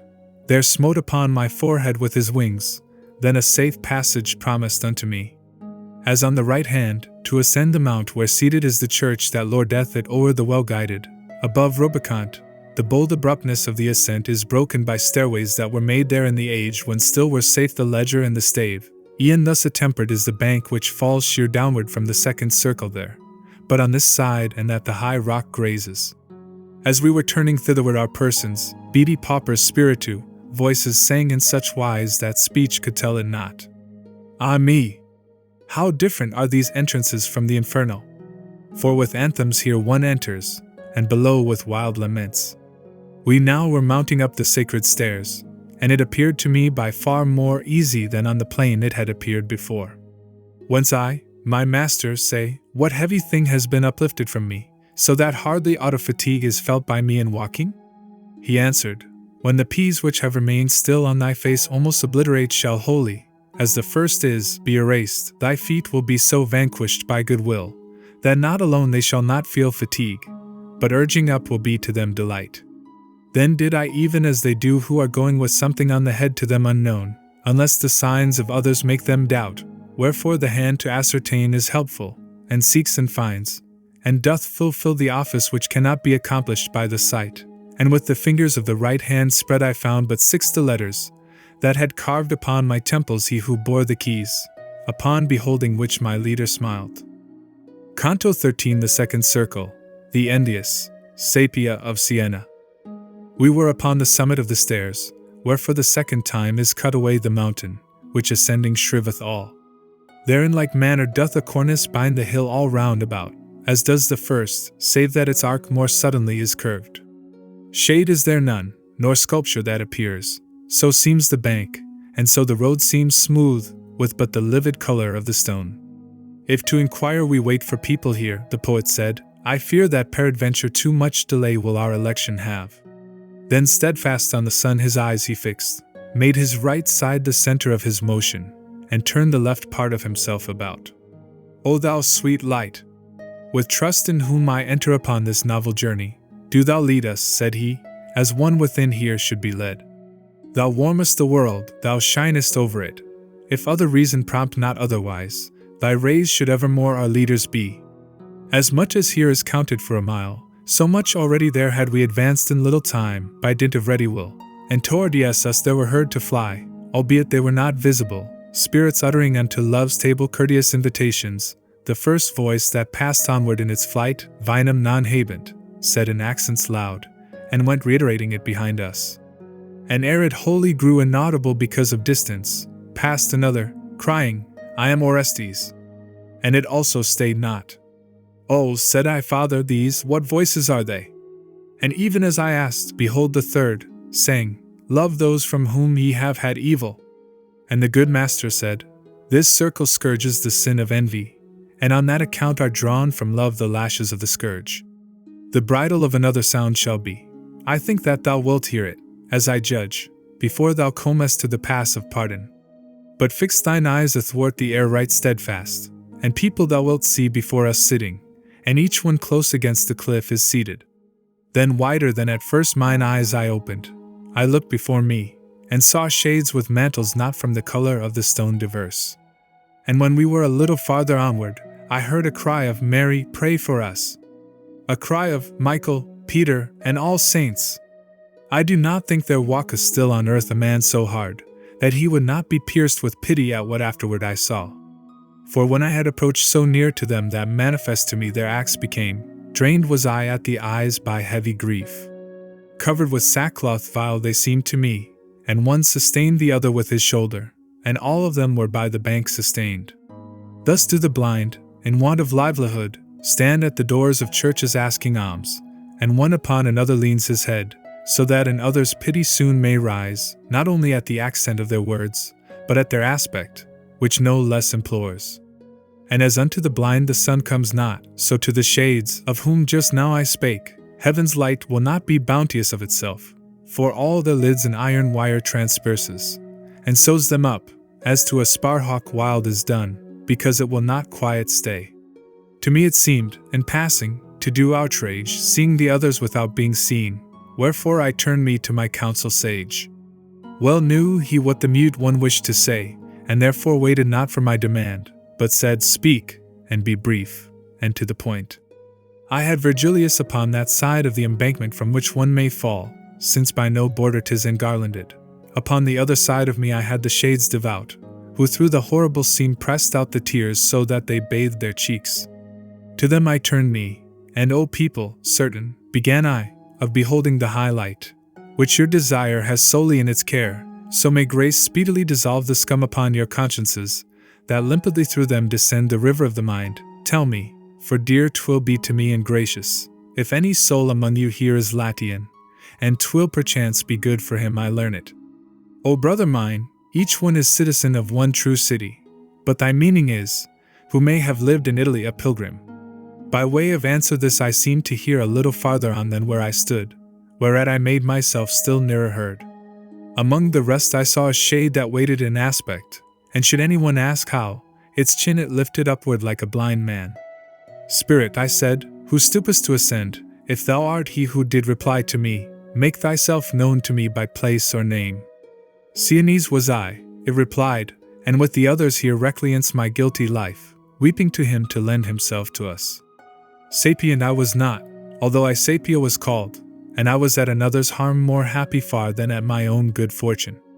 And that thou mayst not think that I deceive thee, hear if I was as foolish as I tell thee. The arc already of my years descending, my fellow citizens near unto call were joined in battle with their adversaries, and I was praying God for what he willed. Routed were they, and turned into the bitter passes of flight, and I, the chase beholding, a joy received unequaled by all others, so that I lifted upward my bold face crying to God, henceforth I fear thee not, as did the blackbird at the little sunshine. Peace I desired with God at the extreme of my existence, and as yet would not my debt have been by penitence discharged, had it not been that in remembrance held me Pier Pedignano in his holy prayers, who out of charity was grieved for me. But who art thou, that into our conditions questioning goest, and hast thine eyes unbound as I believe, and breathing dost discourse? Mine eyes, I said, will yet be here ta'en from me, but for short space, for small is the offence committed by their being turned with envy. Far greater is the fear, wherein suspended my soul is, of the torment underneath, for even now the load down there weighs on me. And she to me, who led thee then, among us up here, if to return below thou thinkest? And I, he who is with me, and speaks not, and living am I, therefore ask of me, Spirit elect, if thou wouldst have me move o'er yonder yet my mortal feet for thee. Oh, this is such a novel thing to hear, she answered, that great sign it is God loves thee, therefore with prayer of thine sometimes assist me. And I implore, by what thou most desirest, if e'er thou treadest the soil of Tuscany, well with my kindred reinstate my fame. Then wilt thou see among that people vain who hope in Talamone, and will lose their more hope than in discovering the Diana. But there still more the admirals will lose. Canto 14. Guido del Duca and Rainier de Calbelai. Who is this one that goes about our mountain, or ever death has given him power of flight, and opes his eyes and shuts them at his will? I know not who, but know he's not alone. Ask him thyself, for thou art nearer to him, and gently, so that he may speak, accost him. Thus did two spirits, leaning towards each other, discourse about me there on the right hand, then held supine their faces to address me. And said the one, O soul, that, fastened still within the body, towards the heaven art going, for charity console us, and declare whence comest and who art thou. For thou makest us as much to marvel at this grace of thine as must a thing that never yet has been. And I, through midst of Tuscany there wanders a streamlet that is born in Falterona, and not 100 miles of course suffice it. From thereupon do I this body bring. To tell you who I am were speech in vain, because my name as yet makes no great noise. If well thy meaning I can penetrate with intellect of mine, then answered me he who first spake, Thou speakest of the Arno. And said the other to him, Why concealed this one the appellation of that river, even as a man doth of things horrible? And thus the shade that questioned was of this himself acquitted. I know not, but truly 'tis fit the name of such a valley perish. For from its fountainhead, where is so pregnant the Alpine mountain whence is cleft Peloro that in few places it that mark surpasses, to where it yields itself in restoration of what the heaven doth of the sea dry up, whence have the rivers that which goes with them, virtue is like an enemy avoided by all. As is a serpent, through misfortune of place, or through bad habit that impels them, on which account have so transformed their nature the dwellers in that miserable valley, it seems that Circe had them in her pasture. Mid ugly swine, of acorns worthier than other food for human use created, it first directeth its impoverished way. Curs findeth it thereafter, coming downward, more snarling than their puissance demands, and turns from them disdainfully its muzzle. It goes on falling, and the more it grows, the more it finds the dogs becoming wolves, this maledict and misadventurous ditch. Descended then through many a hollow gulf, it finds the foxes so replete with fraud, They fear no cunning that may master them. Nor will I cease because another hears me, and well 'twill be for him, if still he mind him of what a truthful spirit to me unravels. Thy grandson I behold, who doth become a hunter of those wolves upon the bank of the wild stream, and terrifies them all. He sells their flesh, it being yet alive, thereafter slaughters them like ancient beeves. Many of life, himself of praise deprives. Blood-stained he issues from the dismal forest. He leaves it such, 1,000 years from now in its primeval state 'tis not rewooded. As at the announcement of impending ills the face of him who listens is disturbed, from whatever side the peril sees upon him, so I beheld that other soul, which stood turned round to listen, grow disturbed and sad, when it had gathered to itself the word. The speech of one and aspect of the other had me desirous made to know their names, and question mixed with prayers I made thereof, whereat the spirit which first spake to me began again. Thou wishest I should bring me to do for thee what thou wilt not do for me. But since God willeth that in thee shine forth such grace of his, I'll not be chary with thee. Know, then, that I Guido del Duca am. My blood was so with envy set on fire, that if I had beheld a man make merry, thou wouldst have seen me sprinkled o'er with pallor. From my own sowing such the straw I reap. O human race! Why dost thou set thy heart where interdictive partnership must be? This is Rainier, this is the boast and honor of the house of Calbali, where no one since has made himself the heir of his desert.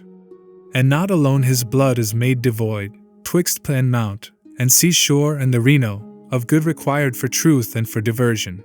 For all within these boundaries is full of venomous roots, so that too tardily by cultivation now would they diminish. Where is good Lizio, and Arrigo Minardi, Pier Traversaro, and Guido di Carpigna, O Romagnoli into bastards turned? When in Bologna will a Fabbro rise? When in Faenza a Bernardine di Fosco, the noble scion of ignoble seed? Be not astonished, Tuscan, if I weep, when I remember, with Guido de Prada, Ugolin Diazzo, who is living with us, Frederick Tignoso and his company, the house of Traversera, and Th Anastagi, and one race and the other is extinct, the dames and cavaliers, the toils and ease that filled our souls with love and courtesy, there where the hearts have so malicious grown. O Bretonoro! Why dost thou not flee, seeing that all thy family is gone, and many people, not to be corrupted? Bagnacaval does well in not begetting, and ill does Castro Caro, and Conio worse, in taking trouble to beget such counts. Will do well the Pagani, when their devil shall have departed, but not therefore pure will testimony of them e'er remain. O Ugolin de Fantoli, secure thy name is, since no longer is awaited one who, degenerating, can obscure it. But go now, Tuscan, for it now delights me to weep far better than it does to speak, so much has our discourse my mind distressed. We were aware that those beloved souls heard us depart, therefore, by keeping silent, they made us of our pathway confident. When we became alone by going onward, thunder, when it doth cleave the air, appeared a voice, that counter to us came, exclaiming, Shall slay me whosoever findeth me, and fled as the reverberation dies if suddenly the cloud asunder bursts. As soon as hearing had a truce from this, behold another, with so great a crash, that it resembled thunderings following fast, I am Agloris, who became a stone. And then, to press myself close to the poet, I backward, and not forward, took a step. Already on all sides the air was quiet, and said he to me, that was the hard curb that ought to hold a man within his bounds. But you take in the bait so that the hook of the old adversary draws you to him, and hence availeth little curb or call. The heavens are calling you, and will around you, displaying to you their eternal beauties, and still your eye is looking on the ground, whence he, who all discerns, chastises you. Canto 15. The third circle, the irascible. As much as twixt the close of the third hour and dawn of day appeareth of that sphere which I in fashion of a child is playing, so much it now appeared, towards the night, was of his course remaining to the sun. There it was evening, and 'twas midnight here, and the rays smote the middle of our faces, because by us the mount was so encircled, that straight towards the west we now were going. When I perceived my forehead overpowered beneath the splendor far more than at first, and stupor were to me the things unknown, whereat towards the summit of my brow I raised my hands, and made myself the visor which the excessive glare diminishes. As when from off the water, or a mirror, the sunbeam leaps unto the opposite side, ascending upward in the selfsame measure that it descends, and deviates as far from falling of a stone in line direct, as demonstrate experiment and art, so it appeared to me that by a light refracted there before me I was smitten, on which account my sight was swift to flee. What is that, Father sweet, from which I cannot so fully screen my sight that it avail me, said I, and seems towards us to be moving? Marvel thou not, if dazzle thee as yet the family of heaven, he answered me, an angel 'tis, who comes to invite us upward. Soon will it be, that to behold these things shall not be grievous, but delightful to thee as much as nature fashioned thee to feel. When we had reached the angel Benedict, with joyful voice he said, Here enter into stairway far less steep than are the others. We mounting were, already thence departed, and beady misericords was behind us sung, Rejoice, thou that o'ercomest. My master and myself, we two alone were going upward, and I thought, in going, some profit to acquire from words of his, and I to him directed me, thus asking, what did the spirit of Romagna mean, mentioning interdict and partnership? Whence he to me, of his own greatest failing he knows the harm, and therefore wonder not if he reprove us, that we less may rue it. Because are thither pointed your desires whereby companionship each share is lessened, envy doth ply the bellows to your sighs. But if the love of the supernal sphere should upwardly direct your aspiration, there would not be that fear within your breast, for there, as much the more as one says our, so much the more of good each one possesses, and more of charity in that cloister burns. I am more hungering to be satisfied, I said, than if I had before been silent, and more of doubt within my mind I gather. How can it be, that boon distributed the more possessors can more wealthy make therein, than if by few it be possessed? And he to me, because thou fixest still thy mind entirely upon earthly things, thou pluckest darkness from the very light. That goodness infinite and ineffable which is above there, runneth unto love, as to a lucid body comes the sunbeam. So much it gives itself as it finds ardor, so that as far as charity extends, o'er it increases the eternal valor. And the more people thitherward aspire, more are there to love well, and more they love there, and, as a mirror, one reflects the other. And if my reasoning appease thee not, thou shalt see Beatrice, and she will fully take from thee this and every other longing. Endeavor then, that soon may be extinct, as are the two already, the 5 wounds that close themselves again by being painful. Even as I wished to say, thou dost appease me, I saw that I had reached another circle, so that my eager eyes made me keep silence. There it appeared to me that in a vision ecstatic on a sudden I was wrapped, and in a temple many persons saw, and at the door a woman, with the sweet behavior of a mother, saying, Son, why in this manner hast thou dealt with us? Lo, sorrowing, thy father and myself were seeking for thee. And as here she ceased, that which appeared at first had disappeared. Then I beheld another with those waters adown her cheeks which grief distills whenever from great disdain of others it is born, and saying, If of that city thou art Lord, for whose name was such strife among the gods, and whence doth every science scintillate, avenge thyself on those audacious arms that clasped our daughter, O Pisistratus. And the Lord seemed to me benign and mild to answer her with aspect temperate. What shall we do to those who wish us ill, if he who loves us be by us condemned? Then saw I people hot in fire of wrath, with stones a young man slaying, clamorously still crying to each other, Kill him! Kill him! And him I saw bowed down, because of death that weighed already on him, to the earth, but of his eyes made ever gates to heaven, imploring the high Lord in so great strife, that he would pardon those his persecutors, with such an aspect as unlocks compassion. Soon as my soul had outwardly returned to things external to it which are true, did I my not false errors recognize. My leader, who could see me bear myself like to a man that rouses him from sleep, exclaimed, What ails thee, that thou canst not stand? But hast been coming more than half a league veiling thine eyes, and with thy legs entangled, in guise of one whom wine or sleep subdues? O my sweet father, if thou listen to me, I'll tell thee, said I, what appeared to me, when thus from me my legs were ta'en away. And he, if thou shouldst have 100 masks upon thy face, from me would not be shut thy cogitations, howsoever small. What thou hast seen was that thou mayst not fail to ope thy heart unto the waters of peace, which from the eternal fountain are diffused. I did not ask, what ails thee, as he does who only looketh with the eyes that see not when of the soul bereft the body lies, but asked it to give vigor to thy feet. Thus must we needs urge on the sluggards, slow to use their wakefulness when it returns. We passed along, athwart the twilight, peering forward as far as ever I could stretch against the sunbeams certain and lucent. And lo! By slow degrees a smoke approached in our direction, somber as the night, nor was there place to hide oneself therefrom. This of our eyes and the pure air bereft us. Canto 16. Marco Lombardo. Darkness of hell, and of a night deprived of every planet under a pure sky, as much as may be tenebrous with cloud, ne'er made unto my sight so thick a veil, as did that smoke which there enveloped us, nor to the feeling of so rough a texture, for not an eye it suffered to stay open, whereat mine escort, faithful and sagacious, drew near to me and offered me his shoulder. E'en as a blind man goes behind his guide, lest he should wander, or should strike against aught that may harm or peradventure kill him, so went I through the bitter and foul air, listening unto my leader, who said only, Look that from me thou be not separated. Voices I heard, and every one appeared to supplicate for peace and misericord the Lamb of God who takes away our sins.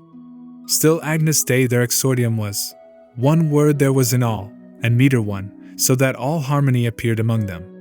Master, I said, are spirits those I hear? And he to me, Thou apprehendest truly, and they the knot of anger go unloosing. Now who art thou, that cleavest through our smoke, and art discoursing of us even as though thou didst by calends still divide the time? After this manner by a voice was spoken, whereon my master said, Do thou reply, and ask if on this side the way go upward. And I, O creature that dost cleanse thyself to return beautiful to him who made thee, thou shalt hear marvels if thou follow me.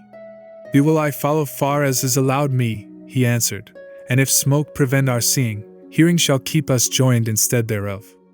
Thereon began I, with that swathing band which death unwindeth am I going upward, and hither came I through the infernal anguish. And if God in his grace has me enfolded, so that he wills that I behold his court by method wholly out of modern usage, conceal not from me who ere death thou wast, but tell it me, and tell me if I go right for the pass, and be thy words our escort. Lombard was I, and I was Marco called, the world I knew, and loved that excellence, at which has each one now unbent his bow. For mounting upward, thou art going right. Thus he made answer, and subjoined, I pray thee to pray for me when thou shalt be above.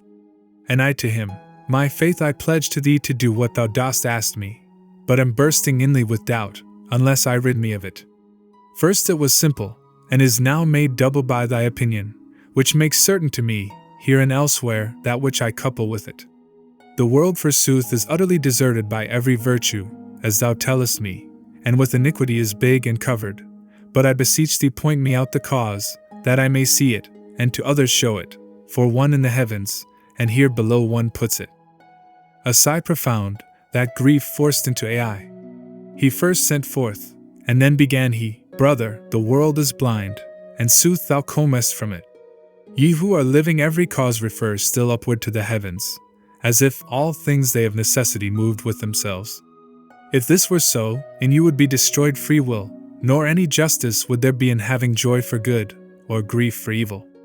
The heavens your movements do initiate, I say not all, but granting that I say it, light has been given you for good and evil, and free volition, which, if some fatigue in the first battles with the heavens it suffers, afterwards conquers all, if well 'tis nurtured. To greater force and to a better nature though free ye subject are, and that creates the mind in you the heavens have not in charge. Hence if the present world doth go astray, in you the cause is, be it sought in you, and I therein will now be thy true spy. Forth from the hand of him, who fondles it before it is, like to a little girl weeping and laughing in her childish sport, issues the simple soul, that nothing knows, save that, proceeding from a joyous maker, gladly it turns to that which gives it pleasure. Of trivial good at first it tastes the savor, is cheated by it, and runs after it, if guide or rein turn not aside its love. Hence it behoved laws for a reign to place, behoved a king to have, who at the least of the true city should discern the tower. The laws exist, but who sets hand to them?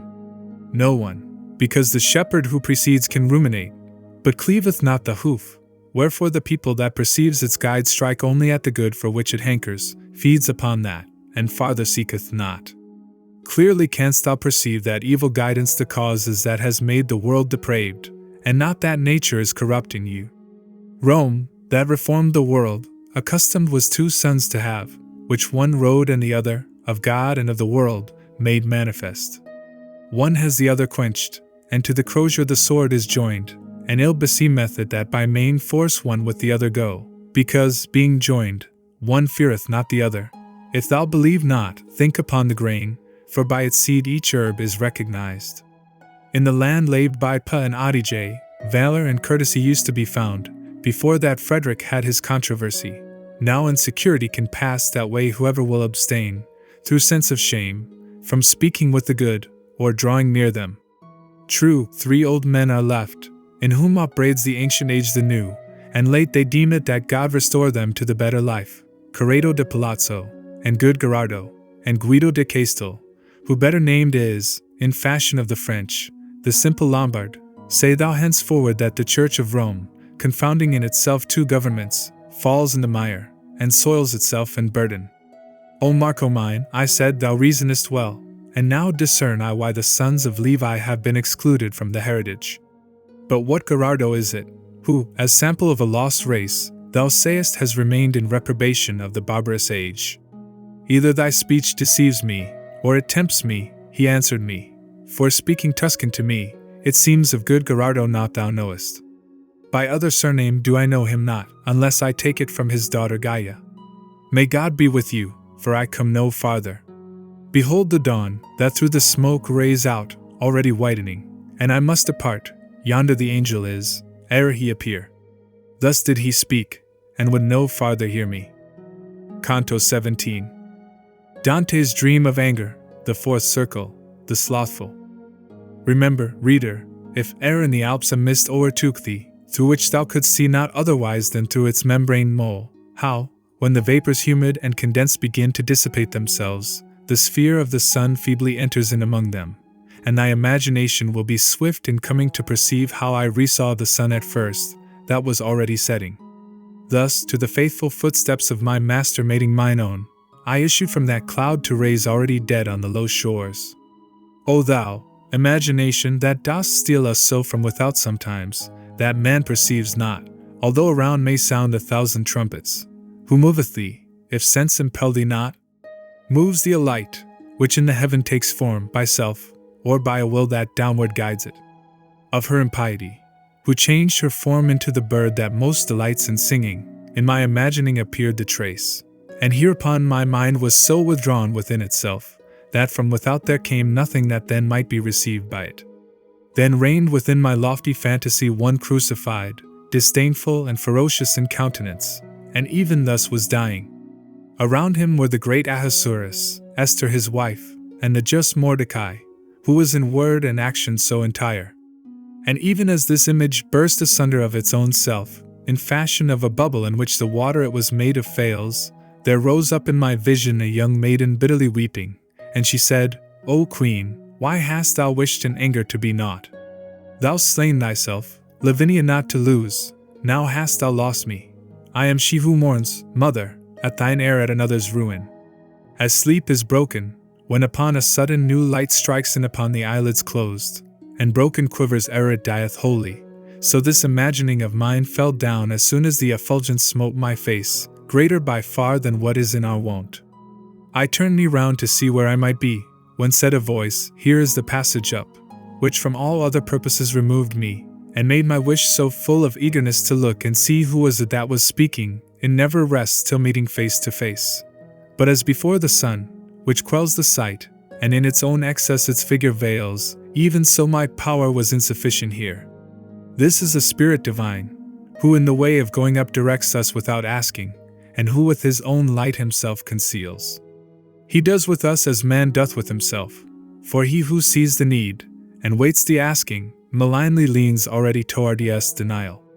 Accord we now our feet to such inviting, let us make haste to mount ere it grow dark, for then we could not till the day return. Thus my conductor said, and I and he together turned our footsteps to a stairway. And I, as soon as the first step I reached, near me perceived a motion as of wings, and fanning in the face, and saying, Beati pacifici, who are without ill anger. Already over us were so uplifted the latest sunbeams, which the night pursues, that upon many sides the stars appeared. O manhood mine, why dost thou vanish so? I said within myself, for I perceived the vigor of my legs was put in truce. We at the point where no more ascends the stairway upward, and were motionless, even as a ship, which at the shore arrives. And I gave heed a little, if I might hear aught whatsoever in the circle new. Then to my master turned me round and said, Say, my sweet father, what delinquency is purged here in the circle where we are?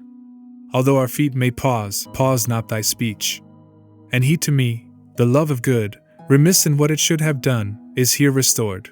Here plied again the ill-belated oar. But still more openly to understand, turn unto me thy mind, and thou shalt gather some profitable fruit from our delay. Neither creator nor a creature ever, son, he began, was destitute of love natural or spiritual, and thou knowest it. The natural was ever without error, but ere the other made by evil object, or by too much, or by too little vigor. While in the first it well directed is, and in the second moderates itself, it cannot be the cause of sinful pleasure. But when to ill it turns, and with more care or lesser than it ought, runs after good, gains the Creator works his own creation. Hence thou mayst comprehend that love must be the seed within yourselves of every virtue, and every act that merits punishment. Now inasmuch as never from the welfare of its own subject can love turn its sight, from their own hatred all things are secure, and since we cannot think of any being standing alone, nor from the first divided, of hating him is all desire cut off. Hence if, discriminating, I judge well, the evil that one loves is of one's neighbor, and this is born in three modes in your clay. There are, who, by abasement of their neighbor, hope to excel, and therefore only long that from his greatness he may be cast down. There are, who power, grace, honor, and renown fear they may lose because another rises, thence are so sad that the reverse they love, and there are those whom injury seems to chafe, so that it makes them greedy for revenge, and such must needs shape out another's harm. This threefold love is wept for down below, now of the other will I have thee here, that runneth after good with measure faulty. Each one confusedly a good conceives wherein the mind may rest, and longeth for it, therefore to overtake it each one strives. If languid love to look on this attract you, or in attaining unto it, this cornice, after just penitence, torments you for it.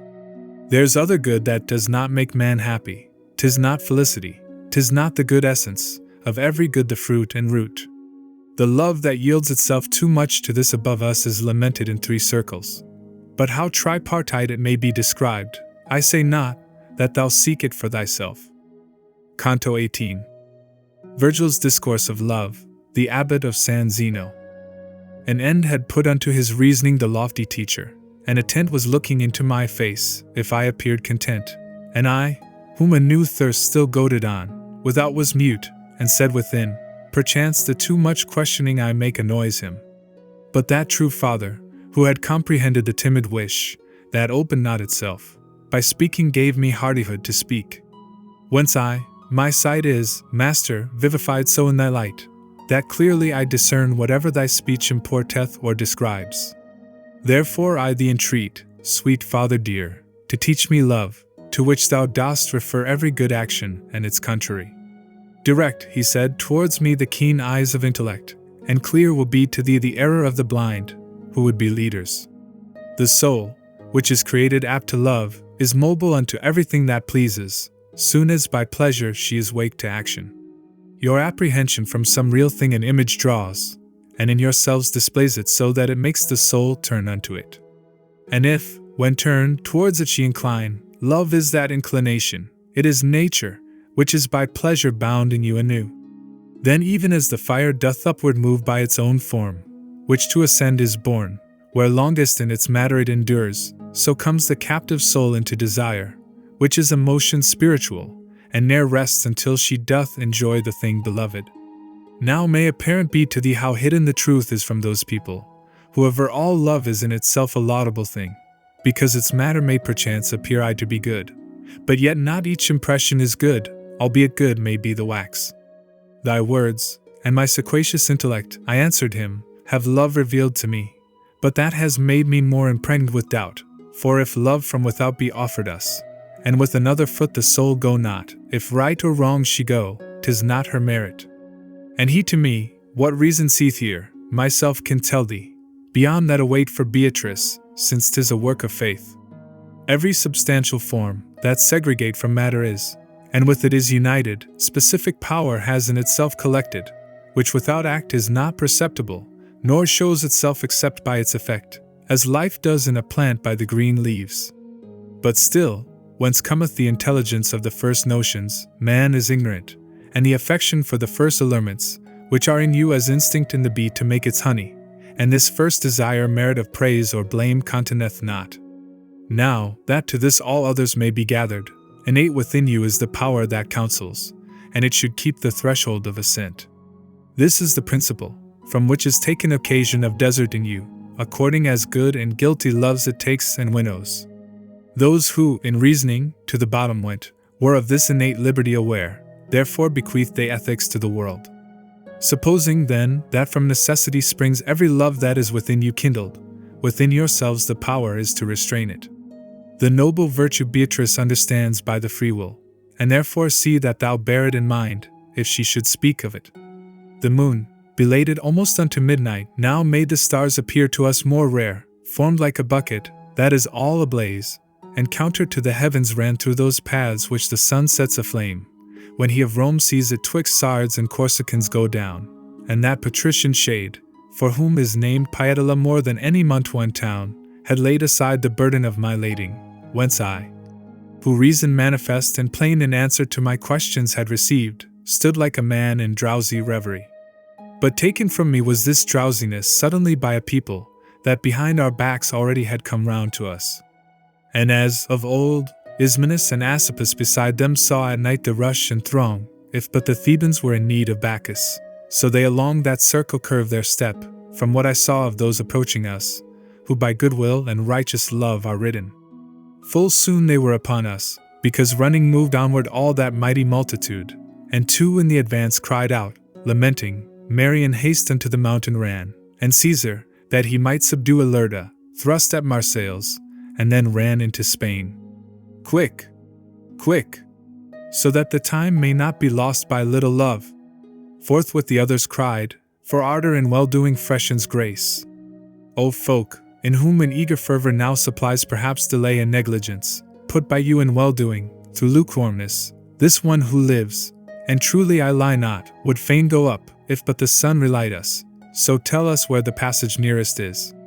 These were the words of him who was my guide, and someone of those spirits said, Come on behind us, and the opening shalt thou find. So full of longing are we to move onward, that stay we cannot, therefore pardon us, if thou for churlishness our justice take. I was San Zeno's abbot at Verona, under the empire of good Barbarossa, of whom still sorrowing Milan holds discourse, and he has one foot in the grave already, who shall ere long lament that monastery, and sorry be of having there had power, because his son, in his whole body sick, and worse in mind, and who is evil born, he put into the place of its true pastor. If more he said, or silent was, I know not, he had already passed so far beyond us. But this I heard, and to retain it pleased me. And he who was in every need my succor said, Turn thee hitherward.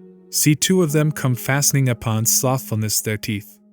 In rear of all they shouted, Sooner were the people dead to whom the sea was opened, than their inheritors the Jordan saw, and those who the fatigue did not endure unto the issue, with Anchises' son, themselves to life without in glory offered. Then when from us so separated were those shades, that they no longer could be seen, within me a new thought did entrance find, whence others many and diverse were born.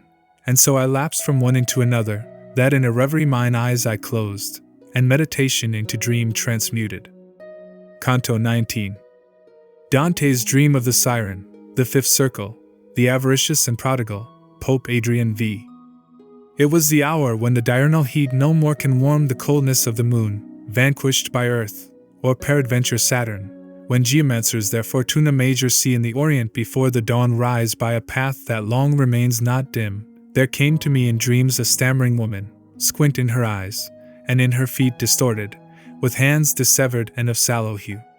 I looked at her, and as the sun restores the frigid members which the night benumbs, even thus my gaze did render voluble her tongue, and made her all erect thereafter in little while, and the lost countenance, as love desires it so in her did colour. When in this wise she had her speech unloosed, she gone to sing so, that with difficulty could I have turned my thoughts away from her. I am, she sang, I am the siren sweet who mariners amid the main unman, so full am I of pleasantness to hear. I drew Ulysses from his wandering way unto my song, and he who dwells with me seldom departs, so wholly I content him. Her mouth was not yet closed again, before appeared a lady saintly and alert close at my side to put her to confusion. Virgilius, O Virgilius! Who is this? Sternly she said, and he was drawing near with eyes still fixed upon that modest one. She seized the other and in front laid open, rending her garments, and her belly showed me. This waked me with the stench that issued from it. I turned mine eyes, and good Virgilius said, At least thrice have I called thee. Rise and come, find we the opening by which thou mayst enter. I rose, and full already of high day were all the circles of the sacred mountain, and with the new sun at our back we went. Following behind him, on my forehead bore like unto one who has it laden with thought, who makes himself the half-arch of a bridge, when I heard say, Come, here the passage is, spoken in a manner gentle and benign, such as we hear not in this mortal region. With open wings, which of a swan appeared, upward he turned us who thus spake to us, between the two walls of the solid granite. He moved his pinions afterwards and fanned us, affirming those colugent to be blessed, for they shall have their souls with comfort filled. What aileth thee, that I to earth thou gazest? To me my guide began to say, We both somewhat beyond the angel having mounted. And I, with such misgiving makes me go a vision new, which bends me to itself, so that I cannot from the thought withdraw me. Didst thou behold, he said, that old enchantress, whose soul above us henceforth is lamented? Didst thou behold how man is freed from her? Suffice it thee, and smite earth with thy heels, thine eyes lift upward to the lure, that whirls the eternal king with revolutions vast. Even as the hawk, that first his feet surveys, then turns him to the call and stretches forward, through the desire of food that draws him thither, such I became, and such, as far as cleaves the rock to give away to him who mounts, went on to where the circling doth begin. On the fifth circle when I had come forth, people I saw upon it who were weeping, stretched prone upon the ground, all downward turned. Adhicit pavimento anima mea, I heard them say with sighing so profound, that hardly could the words be understood. O ye elect of God, whose sufferings justice and hope both render less severe, direct ye us towards the high ascents. If ye are come secure from this prostration, and wish to find the way most speedily, let your right hands be evermore outside. Thus did the poet ask, and thus was answered by them somewhat in front of us, whence I in what was spoken divined the rest concealed, and unto my Lord's eyes mine eyes I turned, whence he assented with a cheerful sign to what the sight of my desire implored. When of myself I could dispose at will, above that creature did I draw myself, whose words before had caused me to take note, saying, O Spirit, in whom weeping ripens that without which to God we cannot turn, suspend awhile for me thy greater care. Who wast thou, and why are your backs turned upwards, tell me, and if thou wouldst that I procure thee anything there whence living I departed. And he to me, Wherefore our backs the heaven turns to itself, no shalt thou, but beforehand sighs quod ego fui successor Petri. Between Siestri and Chiavari descends a river beautiful, and of its name the title of my blood its summit makes. A month and little more essayed I how weighs the great cloak on him from mire who keeps it, for all the other burdens seem a feather. Tardy, ah woe is me! Was my conversion, but when the Roman shepherd I was made, then I discovered life to be a lie. I saw that there the heart was not at rest, nor farther in that life could one ascend, whereby the love of this was kindled in me. Until that time a wretched soul and parted from God was I, and wholly avaricious. Now, as thou sayest, I here am punished for it. What avarice does is here made manifest in the purgation of these souls converted, and no more bitter pain the mountain has. Even as our eye did not uplift itself aloft, being fastened upon earthly things, so justice here has merged it in the earth. As avarice had extinguished our affection for every good, whereby was action lost, so justice here doth hold us in restraint, bound and imprisoned by the feet and hands. And so long as it pleases the just Lord shall we remain immovable and prostrate. I on my knees had fallen, and wished to speak, but even as I began, and he was ware, only by listening, of my reverence, what cause, he said, has downward bent thee thus? And I to him, for your own dignity, standing, my conscience stung me with remorse. Straighten thy legs, and upward raise thee, brother, he answered, ere not, fellow servant am I with thee and with the others to one power. If e'er that holy, evangelic sound, which saith nec nubent, thou hast heard, well canst thou see why in this wise I speak. Now go, no longer will I have thee linger, because thy stay doth incommode my weeping, with which I ripen that which thou hast said. On earth I have a grandchild named Alighieri, good in herself, unless indeed our house malevolent may make her by example, and she alone remains to me on earth. Canto 20. Hugh Capet, the Earthquake. Ill strives the will against a better will, therefore, to pleasure him, against my pleasure I drew the sponge not saturate from the water. Onward I moved, and onward moved my leader, through vacant places, skirting still the rock, as on a wall close to the battlements, for they that through their eyes pour drop by drop the malady which all the world pervades, on the other side too near the verge approach. Accursed mayst thou be, thou old she-wolf, that more than all the other beasts hast prey, because of hunger infinitely hollow. O heaven, in whose gyrations some appear to think conditions here below are changed, when will he come through whom she shall depart? Onward we went with footsteps slow and scarce, and I attentive to the shades I heard piteously weeping and bemoaning them, and I by peradventure heard sweet Mary, uttered in front of us amid the weeping even as a woman does who is in childbirth, and in continuance, how poor thou wast is manifested by that hostelry where thou didst lay thy sacred burden down. Thereafterward I heard, O good Fabricius, virtue with poverty didst thou prefer to the possession of great wealth with vice. So pleasurable were these words to me that I drew farther onward to have knowledge touching that spirit whence they seemed to come. He furthermore was speaking of the largesse which Nicholas unto the maidens gave, in order to conduct their youth to honor. O soul that dost so excellently speak, tell me who wast thou, said I, and why only thou dost renew these praises well deserved? Not without recompense shall be thy word, if I return to finish the short journey of that life which is flying to its end. And he, I'll tell thee, not for any comfort I may expect from earth, but that so much grace shines in thee or ever thou art dead. I was the root of that malignant plant which overshadows all the Christian world, so that good fruit is seldom gathered from it. But if Douay and Ghent, and Lille and Bruges had power, soon vengeance would be taken on it, and this I pray of him who judges all. Hugh Capet was I called upon the earth, from me were born the Louises and Philips, by whom in later days has France been governed. I was the son of a Parisian butcher, what time the ancient kings had perished all, excepting one, contrite in cloth of grey.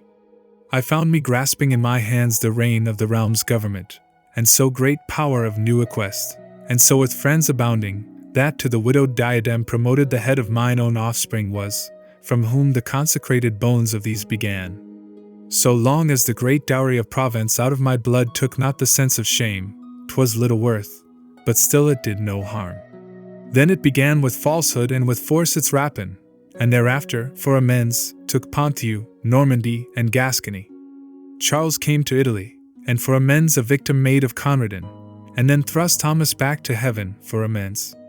A time I see, not very distant now, which draweth forth another Charles from France, the better to make known both him and his. Unarmed he goes, and only with the lance that Judas jousted with, and that he thrusts so that he makes the paunch of Florence burst. He thence not land, but sin and infamy, shall gain, so much more grievous to himself as the more light such damage he accounts. The other, now gone forth, ta'en in his ship, see I his daughter sell, and chaffer for her as corsairs do with other female slaves. What more, O avarice, canst thou do to us, since thou my blood so to thyself hast drawn, it careth not for its own proper flesh. That less may seem the future ill and past, I see the flower de luce Alagna enter, and Christ in his own vicar captive made. I see him yet another time derided. I see renewed the vinegar and gall, and between living thieves I see him slain. I see the modern pilot so relentless, this does not sate him, but without the cradle he to the temple bears his sordid sails. When, O my Lord, shall I be joyful made by looking on the vengeance which, concealed, makes sweet thine anger and thy secrecy? What I was saying of that only bride of the Holy Ghost, and which occasioned thee to turn towards me for some commentary, so long has been ordained to all our prayers as the day lasts. But when the night comes on, contrary sound we take instead thereof. At that time we repeat Pygmalion, of whom a traitor, thief, and parricide made his insatiable desire of gold, and the misery of avaricious Midas, that followed his inordinate demand, at which forevermore one needs but laugh. The foolish can each one then records, and how he stole the spoils, so that the wrath of Joshua still appears to sting him here. Then we accuse Saphra with her husband, we laud the hoof-beats Heliodorus had, and the whole mountain infamy encircles Polymnestor who murdered Polydorus. Here finally is cried, O Crassus, tell us, for thou dost know, what is the taste of gold. Sometimes we speak, one loud, another low, according to desire of speech, that spurs us to greater now and now to lesser pace. But in the good that here by day is talked of, ere while alone I was not, yet near by no other person lifted up his voice. From him already we departed were, and made endeavor to o'ercome the road as much as was permitted to our power, when I perceived, like something that is falling, the mountain tremble, whence a chill seized on me, as seizes him who to his death is going. Certes so violently shook not Delos, before Latona made her nest therein to give birth to the two eyes of the heaven. Then upon all sides there began a cry, such that the master drew himself towards me, saying, Fear not, while I am guiding thee. Gloria in excelsis Deo, all were saying, from what near I comprehended, where it was possible to hear the cry. We paused immovable and in suspense, even as the shepherds who first heard that song, until the trembling ceased, and it was finished. Then we resumed again our holy path, watching the shades that lay upon the ground, already turned to their accustomed plaint. No ignorance ever with so great a strife had rendered me importunate to know, if erreth not in this my memory, as meditating then I seemed to have, nor out of haste to question did I dare, nor of myself I there could aught perceive, so I went onward timorous and thoughtful. Canto 21. The Poet Statius. The natural thirst, that ne'er is satisfied excepting with the water for whose grace the woman of Samaria besought, put me in travail, and haste goaded me along the encumbered path behind my leader, and I was pitying that righteous vengeance. And lo! In the same manner as Luke writeth that Christ appeared to two upon the way from the sepulchral cave already risen, a shade appeared to us, and came behind us, down gazing on the prostrate multitude, nor were we aware of it, until it spake, saying, My brothers, may God give you peace. We turned us suddenly, and Virgilius rendered to him the countersign thereto conforming. Thereon began he, in the blessed counsel, Thee may the court voracious place in peace, that me doth banish in eternal exile. How, said he, and the while we went with speed, if ye are shades whom God deigns not on high, who up his stairs so far has guided you? And said my teacher, if thou note the marks which this one bears, and which the angel traces, well shalt thou see he with the good must reign. But because she who spinneth day and night for him had not yet drawn the distaff off, which Clotho lays for each one and compacts, his soul, which is thy sister and my own, in coming upwards could not come alone, by reason that it sees not in our fashion. Whence I was drawn from out the ample throat of hell to be his guide, and I shall guide him as far on as my school has power to lead. But tell us, if thou knowest, why such a shudder erewhile the mountain gave, and why together all seemed to cry, as far as its moist feet. In asking he so hit the very eye of my desire, that merely with the hope my thirst became the less unsatisfied.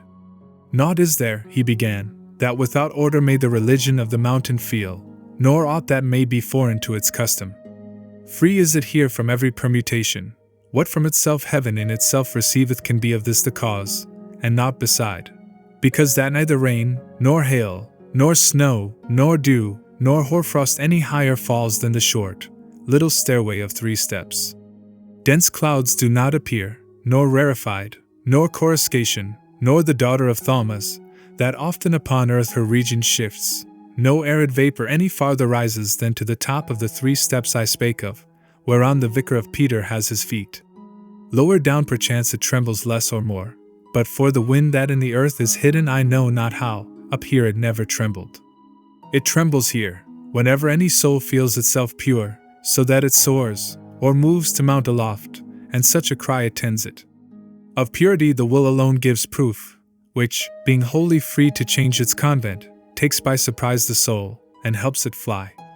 First it wills well, but the desire permits not, which divine justice with the self-same will there was to sin, upon the torment sets. And I, who have been lying in this pain 500 years and more, but just now felt a free volition for a better seat.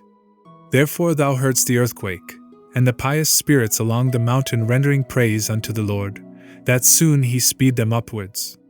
So said he to him, and since we enjoy as much in drinking as the thirst is great, I could not say how much it did me good.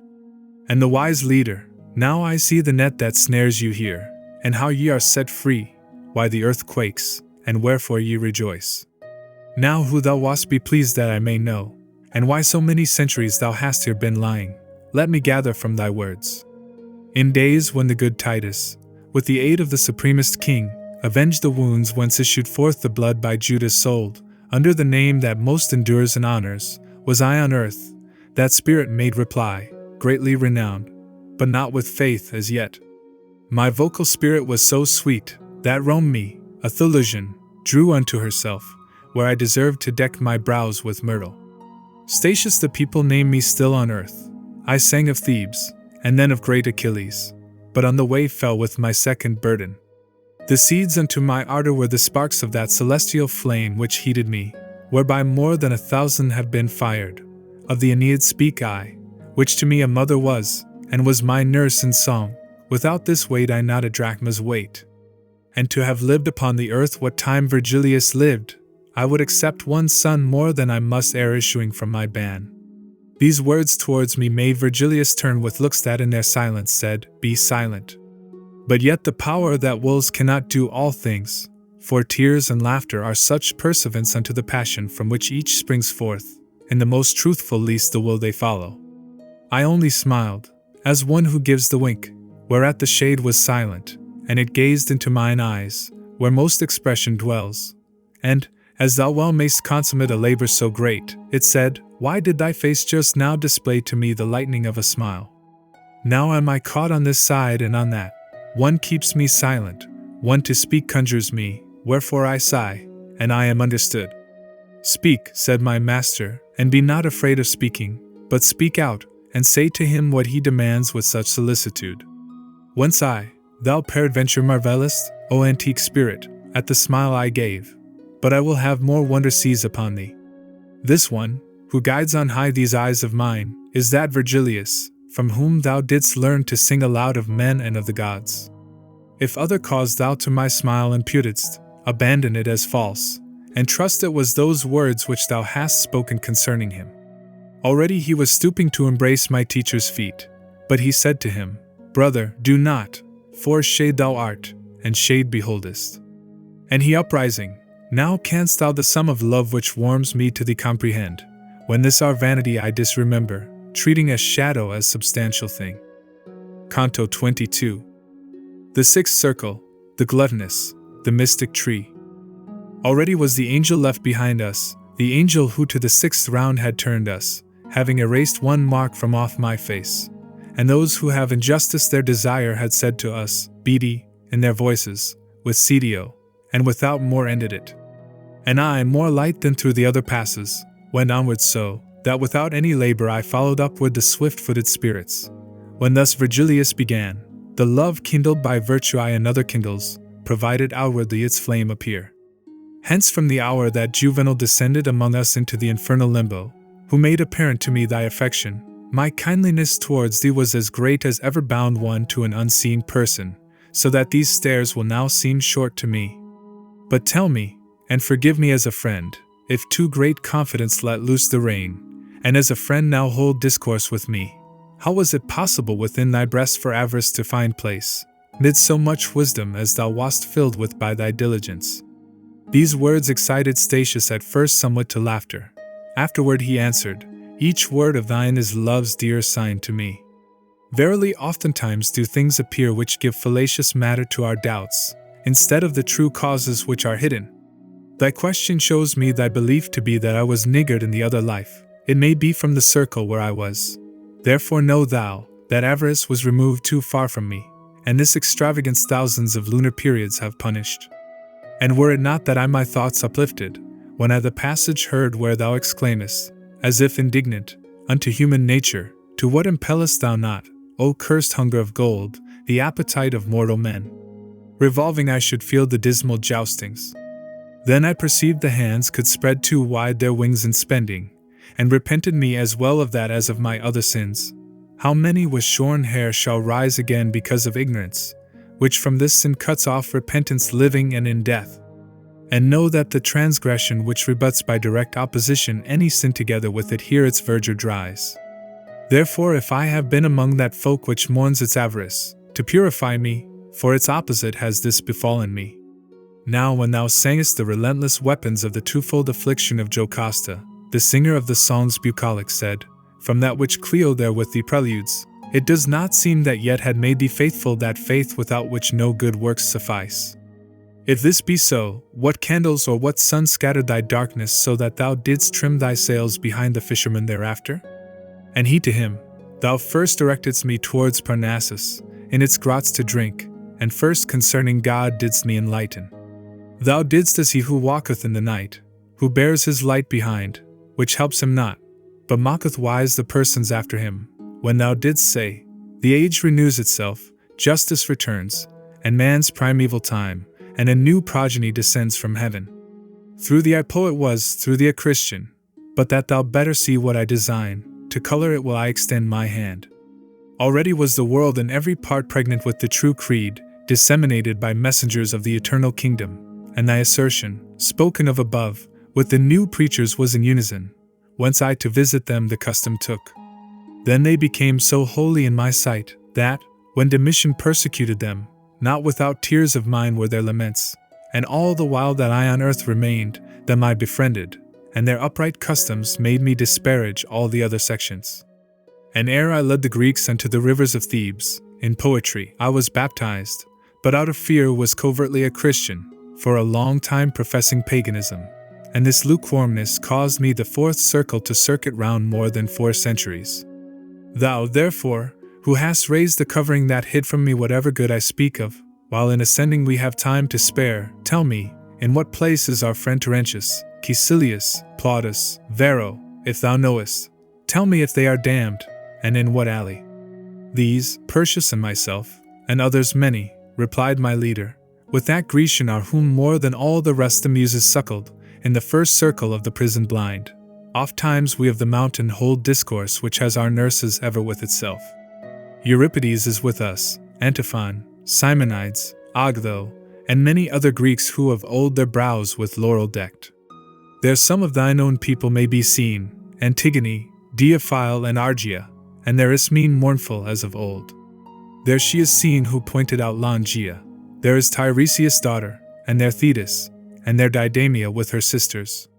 Silent already were the poets both, attent once more and looking round about, from the ascent and from the walls released, and 4 handmaidens of the day already were left behind, and at the pole the 5th was pointing upward still its burning horn. What time, my guide?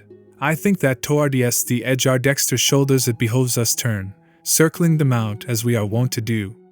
Thus in that region custom was our ensign, and we resumed our way with less suspicion for the assenting of that worthy soul they in advance went on, and I alone behind them, and I listened to their speech, which gave me lessons in the art of song. But soon their sweet discourses interrupted a tree which midway in the road we found, with apples sweet and grateful to the smell. And even as a fir tree tapers upward from bough to bough, so downwardly did that, I think in order that no one might climb it. On that side where our pathway was enclosed fell from the lofty rock a limpid water, and spread itself abroad upon the leaves.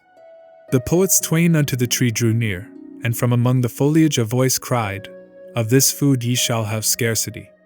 Then said, More thoughtful Mary was of making the marriage feast complete and honorable, than of her mouth which now for you responds. And for their drink the ancient Roman women with water were content, and Daniel disparaged food, and understanding one. The primal age was beautiful as gold, acorns it made with hunger savorous, and nectar every rivulet with thirst. Honey and locusts were the aliments that fed the Baptist in the wilderness, whence he is glorious, and so magnified as by the Evangel is revealed to you. Canto 23. Fories.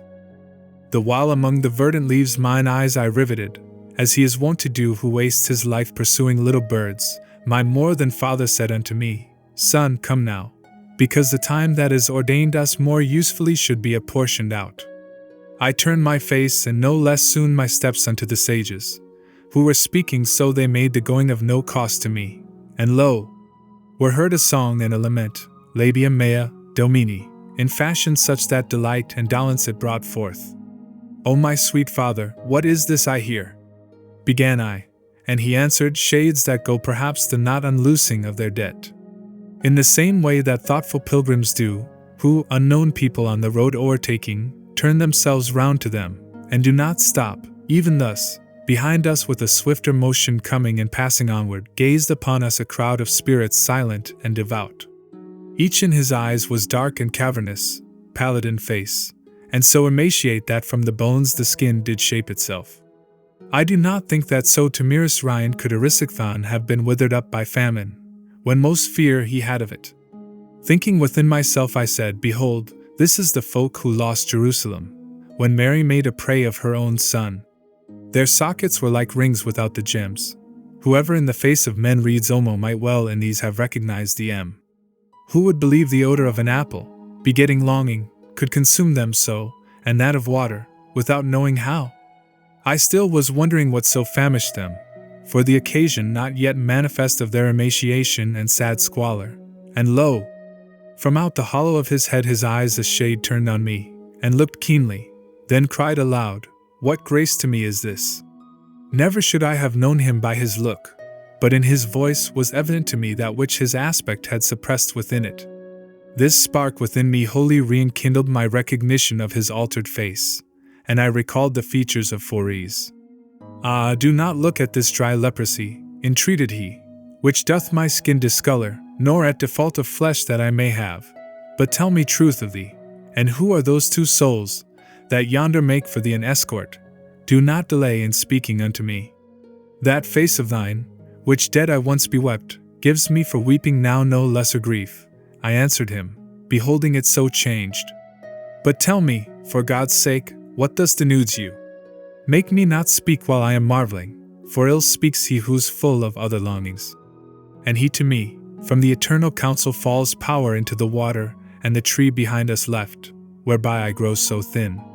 All of this people who lamenting sing, for following beyond measure appetite and hunger and thirst are here re-sanctified.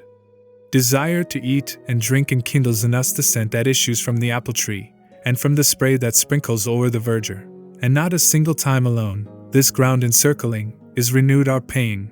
I say our pain, and ought to say our solace, for the same which doth lead us to the tree which led the Christ rejoicing to say Eli, when with his veins he liberated us. And I to him, Fories, from that day when for a better life thou changed worlds, up to this time 5 years have not rolled round. If sooner were the power exhausted in thee of sinning more, than thee the hour surprised of that good sorrow which to God roots us, how hast thou come up hitherward already? I thought to find thee down there underneath, where time for time doth restitution make. And he to me, thus speedily has led me to drink of the sweet wormwood of these torments, my Nella with her overflowing tears, she with her prayers devout, and with her sighs has drawn me from the coast where one awaits, and from the other circles set me free. So much more dear and pleasing is to God my little widow, whom so much I loved, as in good works she is the more alone, for the Barbagia of Sardinia by far more modest in its women is than the Barbagia I have left her in. O brother sweet, what wilt thou have me say? A future time is in my sight already, to which this hour will not be very old, when from the pulpit shall be interdicted to the unblushing womankind of Florence to go about displaying breast and paps. What savages were what Saracens, who stood in need, to make them covered go, of spiritual or other discipline. But if the shameless women were assured of what swift heaven prepares for them, already wide open would they have their mouths to howl. For if my foresight here deceive me not, they shall be sad ere he has bearded cheeks who now is hushed to sleep with lullaby. O brother, now no longer hide thee from me. See that not only I, but all these people are gazing there, where thou dost veil the sun. Whence I to him, if thou bring back to mind what thou with me hast been and I with thee, the present memory will be grievous still. Out of that life he turned me back who goes in front of me. 2 days agone when round the sister of him yonder showed herself, and to the sun I pointed. Through the deep night of the truly dead has this one led me, with this true flesh, that follows after him. Thence his encouragements have led me up, ascending and still circling round the mount that you dost straighten, whom the world made crooked. He says that he will bear me company, till I shall be where Beatrice will be, there it behoves me to remain without him. This is Virgilius, who thus says to me, and him I pointed at. The other is that shade for whom just now shook every slopy realm, that from itself discharges him. Canto 24. Buonagiunta de Luca, Pope Martin IV, and others. Nor speech the going, nor the going that slackened, but talking we went bravely on, even as a vessel urged by a good wind. And shadows, that appeared things doubly dead, from out the sepulchres of their eyes betrayed wonder at me, aware that I was living. And I, continuing my colloquy, said, peradventure he goes up more slowly than he would do, for other people's sake. But tell me, if thou knowest, where is Picarda? Tell me if any one of note I see among this folk that gazes at me so. My sister, who, twixt beautiful and good, I know not which was more, triumphs rejoicing already in her crown on high Olympus. So said he first, and then, 'tis not forbidden to name each other here, so milked away is our resemblance by our dieting. This, pointing with his finger, is Buonagiunta, of Lucca, and that face beyond him there, more peaked than the others, has held the holy church within his arms. From Tours was he, and purges by his fasting Bolsina's eels and the Vernaccia wine. He named me many others one by one, and all contented seemed at being named, so that for this I saw not one dark look. I saw for hunger bite the empty air Ubaldan dalla Pila, and Boniface, who with his crook had pastured many people. I saw Messer Marchesi, who had leisure once at Forli for drinking with less dryness, and he was one who ne'er felt satisfied. But as he does who scans, and then doth prize one more than others, did I him of Lucca, who seemed to take most cognizance of me. He murmured, and I know not what gentuca from that place heard I, where he felt the wound of justice, that doth macerate them so. O soul, I said, that see me is so desirous to speak with me, do so that I may hear thee, and with thy speech appease thyself and me. A maid is born, and wears not yet the veil, began he, who to thee shall pleasant make my city, howsoever men may blame it. Thou shalt go on thy way with this provision. If by my murmuring thou hast been deceived, true things hereafter will declare it to thee. But say if him I here behold, who forth evoke the new invented rhymes, beginning, ladies, that have intelligence of love? And I to him, one am I who, whenever love doth inspire me, note, and in that measure which he within me dictates, singing go. O brother, now I see, he said, the knot which me, the notary, and Gittone held short of the sweet new style that now I hear. I do perceive full clearly how your pens go closely following after him who dictates, which with our own forsooth came not to pass, and he who sets himself to go beyond, no difference sees from one style to another, and as if satisfied, he held his peace. Even as the birds, that winter toward the Nile, sometimes into a phalanx form themselves, then fly in greater haste, and go in file. In such wise all the people who were there, turning their faces, hurried on their steps, both by their leanness and their wishes light. And as a man, who weary is with trotting, lets his companions onward go, and walks, until he vents the panting of his chest, so did Fories let the holy flock pass by, and came with me behind it, saying, When will it be that I again shall see thee? How long, I answered, I may live, I know not, yet my return will not so speedy be, but I shall sooner in desire arrive, because the place where I was set to live from day to day of good is more depleted, and unto dismal ruin seems ordained. Now go, he said, for him most guilty of it at a beast's tail behold I dragged along towards the valley where is no repentance. Faster at every step the beast is going, increasing evermore until it smites him, and leaves the body vilely mutilated. Not long those wheels shall turn, and he uplifted his eyes to heaven, ere shall be clear to thee that which my speech no farther can declare. Now stay behind, because the time so precious is in this kingdom, that I lose too much by coming onward thus abreast with thee. As sometimes issues forth upon a gallop a cavalier from out a troop that ride, and seeks the honor of the first encounter, so he with greater strides departed from us, and on the road remained I with those two, who were such mighty marshals of the world. And when before us he had gone so far mine eyes became to him such pursuance as was my understanding to his words, appeared to me with laden and living boughs another apple tree, and not far distant, from having but just then turned thitherward. People I saw beneath it lift their hands, and cry I know not what towards the leaves, like little children eager and deluded, who pray, and he they pray to doth not answer, but to make very keen their appetite, holds their desire aloft, and hides it not. Then they departed as if undeceived, and now we came unto the mighty tree which prayers and tears so manifold refuses. Pass farther onward without drawing near. The tree of which Eve ate is higher up, and out of that one has this tree been raised.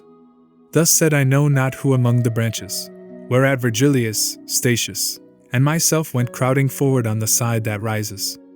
Be mindful, said he, of the accursed ones formed of the cloud rack, who inebriate combated Theseus with their double breasts, and of the Jews who showed them soft in drinking, whence Gideon would not have them for companions when he toward Midian the hills descended. Thus, closely pressed to one of the two borders, on passed we, hearing sins of gluttony, followed forsooth by miserable gains, then set at large upon the lonely road, 1,000 steps and more we onward went, in contemplation, each without a word. What go ye thinking thus, ye three alone? Said suddenly a voice, whereat I started as terrified and timid beasts are wont. I raised my head to see who this might be, and never in a furnace was there seen metals or glass so lucent, and so red as one I saw, who said, If it may please you to mount aloft, here it behoves you turn. This way goes he who goeth after peace. His aspect had bereft me of my sight, so that I turned me back unto my teachers, like one who goeth as his hearing guides him. And as, the harbinger of early dawn, the air of May doth move and breathe out fragrance, impregnate all with herbage and with flowers, so did I feel a breeze strike in the midst my front, and felt the moving of the plumes that breathe around an odor of ambrosia, and heard it said, Blessed are they whom grace so much illumines, that the love of taste excites not in their breasts too great desire, hungering at all times so far as is just. Canto 25. Discourse of Statius on Generation, the Seventh Circle, the Wanton. Now was at the ascent no hindrance brooked, because the sun had his meridian circled to Taurus left, and night to Scorpio. Wherefore as doth a man who tarries not, but goes his way, whatever to him appear, if of necessity the sting transfix him, in this wise did we enter through the gap, taking the stairway, one before the other, which by its narrowness divides the climbers. And as the little stork that lifts its wing with a desire to fly, and does not venture to leave the nest, and lets it downward droop, even such was I, with the desire of asking kindled and quenched. Unto the motion coming he makes who doth address himself to speak. Not for our pace, though rapid it might be, my father sweet forbore, but said, Let fly the bow of speech thou to the barb hast drawn. With confidence I opened then my mouth, and I began, How can one meager grow there where the need of nutriment applies not? If thou wouldst call to mind how Meleager was wasted by the wasting of a brand, this would not, said he, be to thee so sour. And wouldst thou think how at each tremulous motion trembles within a mirror your own image, that which seems hard would mellow seem to thee. But that thou mayst content thee in thy wish lo Statius here, and him I call and pray he now will be the healer of thy wounds. If I unfold to him the eternal vengeance, responded Statius, where thou present art, be my excuse that I cannot deny thee. Then he began, Son, if these words of mine thy mind doth contemplate and doth receive, they'll be thy light unto the how thou sayest. The perfect blood, which never is drunk up into the thirsty veins, and which remaineth like food that from the table thou removest, takes in the heart for all the human members virtue informative, as being that which to be changed to them goes through the veins. Again digest, descends it where 'tis better silent to be than say, and then drops thence upon another's blood in natural vase. They're one together with the other mingles, one to be passive meant, the other active by reason of the perfect place it springs from, and being conjoined, begins to operate, coagulating first, then vivifying what for its matter it had made consistent. The active virtue, being made a soul as of a plant, and so far different, this on the way is, that arrived already then works so much, that now it moves and feels like a sea fungus, and then undertakes to organize the powers whose seed it is. Now sun dilates and now distends itself the virtue from the generator's heart, where nature is intent on all the members. But how from animal it man becomes thou dost not see as yet. This is a point which made a wiser man than thou once ere so far, that in his doctrine separate he made the soul from possible intellect, for he no organ saw by this assumed. Open thy breast unto the truth that's coming, and know that, just as soon as in the fetus the articulation of the brain is perfect, the primal motor turns to it well pleased at so great art of nature, and inspires a spirit new with virtue all replete, which what it finds there active doth attract into its substance, and becomes one soul, which lives, and feels, and on itself revolves. And that thou less may wonder at my word, behold the sun's heat, which becometh wine, joined to the juice that from the vine distills. Whenever lachesis has no more thread, it separates from the flesh, and virtually bears with itself the human and divine. The other faculties are voiceless all, the memory, the intelligence, and the will in action far more vigorous than before. Without a pause it falleth of itself in marvelous way on one shore or the other, there of its roads at first is cognizant. Soon as the place there circumscribeth it, the virtue informative rays round about, as, and as much as, in the living members. And even as the air, when full of rain, by alien rays that are therein reflected, with divers colours shows itself adorned, so there the neighbouring air doth shape itself into that form which doth impress upon it virtually the soul that has stood still. And then in manner of the little flame, which followeth the fire where'er it shifts, after the spirit followeth its new form. Since afterwards it takes from this its semblance, it is called shade, and thence it organizes thereafter every sense, even to the sight. Thence is it that we speak, and thence we laugh. Thence is it that we form the tears and sighs, that on the mountain thou mayhap hast heard. According as impress us our desires and other affections, so the shade is shaped, and this is cause of what thou wonderest at. And now unto the last of all the circles had we arrived, and to the right hand turned, and were attentive to another care. There the embankment shoots forth flames of fire, and upward doth the cornice breathe a blast that drives them back, and from itself sequesters. Hence we must needs go on the open side, and one by one, and I did fear the fire on this side, and on that the falling down. My leader said, along this place one ought to keep upon the eyes a tightened rein, seeing that one so easily might err. Summi Deus clementi, in the bosom of the great burning chanted then I heard, which made me no less eager to turn round, and spirits saw I walking through the flame, wherefore I looked to my own steps and there's apportioning my sight from time to time. After the close which to that hymn is made, aloud they shouted, Virum non cognosco, then recommenced the hymn with voices low. This also ended, cried they, to the wood Diana ran, and drove forth Hellas therefrom, who had of Venus felt the poison.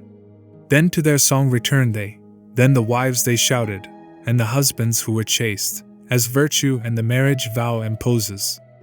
And I believe that them this mode suffices, for all the time the fire is burning them, with such care is it needful, and such food, that the last wound of all should be closed up.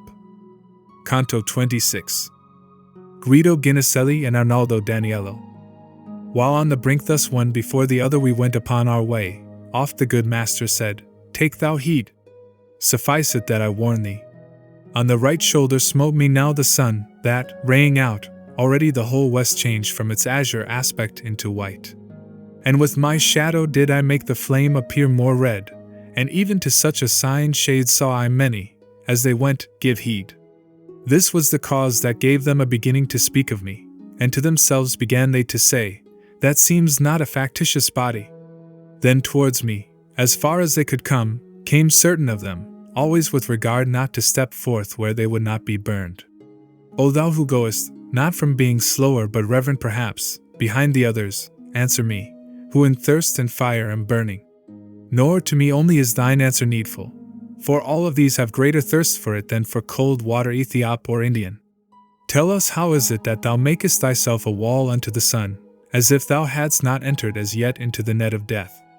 Thus one of them addressed me, and I straight should have revealed myself, were I not bent on other novelty that then appeared.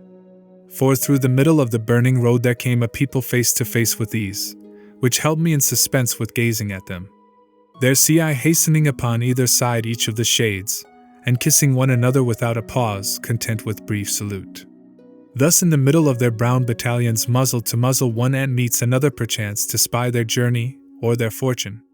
No sooner is the friendly greeting ended, or ever the first footstep passes onward, each one endeavors to outcry the other, the new-come people, Sodom and Gomorrah. The rest, into the cow Pasiphae enters, so that the bull unto her lust may run. Then as the cranes, that to Riphean mountains might fly in part, and part towards the sands, these of the frost, those of the sun avoidant, one folk is going, and the other coming, and weeping they return to their first songs, and to the cry that most befitteth them, and close to me approached, even as before, the very same who had entreated me, attend to listen in their countenance. I, who their inclination twice had seen, began, O souls secure in the possession, whene'er it may be, of a state of peace, either unripe nor ripened have remained my members upon earth, but here are with me with their own blood and their articulations. I go up here to be no longer blind, a lady is above, who wins this grace, whereby the mortal through your world I bring. But as your greatest longing satisfied may soon become, so that the heaven may house you which full of love is, and most amply spreads, tell me, that I again in books may write it, who are you, and what is that multitude which goes upon its way behind your backs? Not otherwise with wonder is bewildered the mountaineer, and staring round is dumb, when rough and rustic to the town he goes, then every shade became in its appearance. But when they of their stupor were disburdened, which in high hearts is quickly quieted, blessed be thou, who of our borderlands, he recommenced who first had questioned us, experience freightest for a better life. The folk that comes not with us have offended in that for which once Caesar, triumphing, heard himself called in contumely, Queen. Therefore they separate, exclaiming, Sodom, themselves reproving, even as thou hast heard, and add unto their burning by their shame.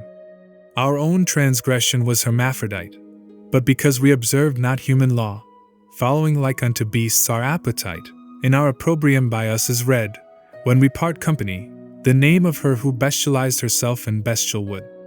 Now knowest thou our acts, and what our crime was. Wouldst thou perchance by name know who we are? There is not time to tell, nor could I do it. Thy wish to know me shall in sooth be granted. I'm Guido Ginicelli, and now purge me, having repented ere the hour extreme. The same that in the sadness of Lycurgus 2 sons became, their mother re-beholding, such I became, but rise not to such height, the moment I heard name himself the father of me and of my betters, who had ever practiced the sweet and gracious rhymes of love, and without speech and hearing thoughtfully for a long time I went, beholding him, nor for the fire did I approach him nearer.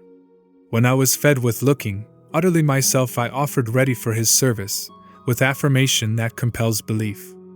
And he to me, thou leavest footprints such in me, from what I hear, and so distinct, Lethe cannot efface them, nor make dim. But if thy words just now the truth have sworn, tell me what is the cause why thou displayest in word and look that dear thou holdest me. And I to him, those dulcet lays of yours which, long as shall endure our modern fashion, shall make forever dear their very ink. O brother, said he whom I point out, and here he pointed at a spirit in front, was of the mother tongue a better smith. Verses of love and proses of romance, he mastered all, and let the idiots talk, who think the Lemison surpasses him. To clamor more than truth they turn their faces, and in this way establish their opinion, ere art or reason has by them been heard. Thus many ancients with Giton did, from cry to cry still giving him applause, until the truth has conquered with most persons. Now, if thou hast such ample privilege 'tis granted thee to go unto the cloister wherein is Christ the abbot of the college, to him repeat for me a paternoster, so far as needful to us of this world, where power of sinning is no longer ours. Then, to give place perchance to one behind, whom he had near, he vanished in the fire as fish in water going to the bottom. I moved a little toward as him pointed out, and said that to his name my own desire an honorable place was making ready. He of his own free will began to say, Tan m abilis vostre cortes de man, que je n'am puisqu'en I voile a vos cobrier, je suis or not, que plori vi chantan, consiros ve la passe de foller, y ve josen lo jorn chu esper dinan. Era vous prec per aquila valor, que vous condis al somme de la scalina, savenga vous a temper ma dolor. Then hid him in the fire that purifies them. Canto 27. Dante's sleep upon the stairway, and his dream of Leah, arrival at the terrestrial paradise. As when he vibrates forth his earliest rays, in regions where his maker shed his blood, the Ebro falling under lofty Libra, and waters in the Ganges burnt with noon, so stood the sun, hence was the day departing, when the glad angel of God appeared to us. Outside the flame he stood upon the verge, and chanted forth, beating mundo chord, in voice by far more living than our own. Then, no one farther goes, souls sanctified, if first the fire bite not, within it enter, and be not deaf unto the song beyond. When we were close beside him thus he said, Wherefore e'en such became I, when I heard him, as he is who is put into the grave. Upon my clasped hands I straightened me, scanning the fire, and vividly recalling the human bodies I had once seen burned. Towards me turned themselves my good conductors, and unto me Virgilius said, My son, here may indeed be torment, but not death. Remember thee, remember! And if I on Geryon have safely guided thee, what shall I do now I am nearer God? Believe for certain, shouldst thou stand a full millennium in the bosom of this flame, it could not make thee bald a single hair. And if perchance thou think that I deceive thee, draw near to it, and put it to the proof with thine own hands upon thy garment's hem. Now lay aside all fear, turn hitherward, and onward come securely, and I still motionless, and gainst my conscience. Seeing me stand still motionless and stubborn, somewhat disturbed he said, Now look thou, son, twixt Beatrice and thee there is this wall. As at the name of Thisbe up at his lids the dying Pyramus, and gazed upon her, what time the mulberry became vermilion, even thus, my obduracy being softened, I turned to my wise guide, hearing the name that in my memory evermore is welling.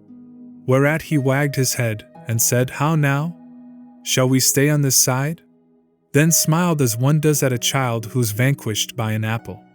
Then into the fire in front of me he entered, beseeching Statius to come after me, who a long way before divided us. When I was in it, into molten glass I would have cast me to refresh myself, so without measure was the burning there. And my sweet father, to encourage me, discoursing still of Beatrice went on, saying, Her eyes I seemed to see already. A voice, that on the other side was singing, directed us, and we, attent alone on that, came forth where the ascent began. Venite benedicti patris mei, sounded within a splendor, which was there such it o'ercame me, and I could not look. The sun departs, it added, and night cometh, tarry ye not, but onward urge your steps, so long as yet the west becomes not dark. Straight forward through the rock the path ascended in such a way that I cut off the rays before me of the sun, that now was low. And a few stairs we yet had made essay, ere by the vanished shadow the sun setting behind us we perceived, I and my sages. And ere in all its parts immeasurable the horizon of one aspect had become, and night her boundless dispensation held, each of us of a stair had made his bed, because the nature of the mount took from us the power of climbing, more than the delight. Even as in ruminating passive grow the goats, who have been swift and venturesome upon the mountain tops ere they were fed, hushed in the shadow, while the sun is hot, watched by the herdsman, who upon his staff is leaning, and in leaning tendeth them, and as the shepherd, lodging out of doors, passes the night beside his quiet flock, watching that no wild beast may scatter it, such at that hour were we, all three of us, I like the goat. And like the herdsman they, begirt on this side and on that by rocks. Little could there be seen of things without, but through that little I beheld the stars more luminous and larger than their wont. Thus ruminating, and beholding these, sleep seized upon me, sleep, that oftentimes before a deed is done has tidings of it. It was the hour, I think, when from the east first on the mountain Cytherea beamed, who with the fire of love seems always burning, youthful and beautiful in dreams. Methought I saw a lady walking in a meadow, gathering flowers, and singing she was saying, "Know whosoever may my name demand that I am Leah, and go moving round my beauteous hands to make myself a garland. To please me at the mirror, here I deck me, but never does my sister Rachel leave her looking glass, and sitteth all day long to see her beauteous eyes as eager as she, as I am to adorn me with my hands.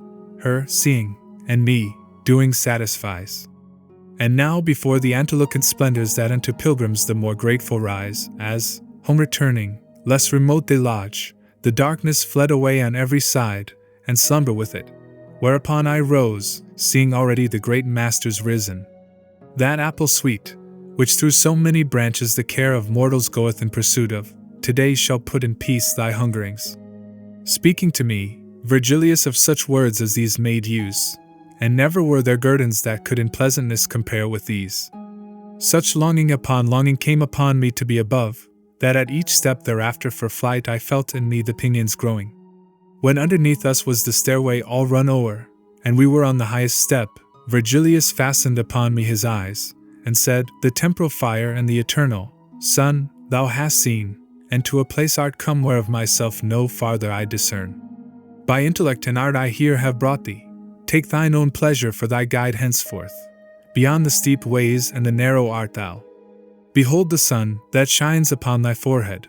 Behold the grass, the flowerets, and the shrubs which of itself alone this land produces. Until rejoicing come the beauteous eyes which weeping caused me to come unto thee, thou canst sit down, and thou canst walk among them. Expect no more or word or sign from me. Free and upright and sound is thy free will. An error were it not to do its bidding. Thee o'er thyself I therefore crown and mitre." Canto 28. The terrestrial paradise, the river Lethe, Matilda. Eager already to search in and round the heavenly forest, dense and living green, which tempered to the eyes the newborn day, without and more delay I left the bank, taking the level country slowly, slowly over the soil that everywhere breathes fragrance.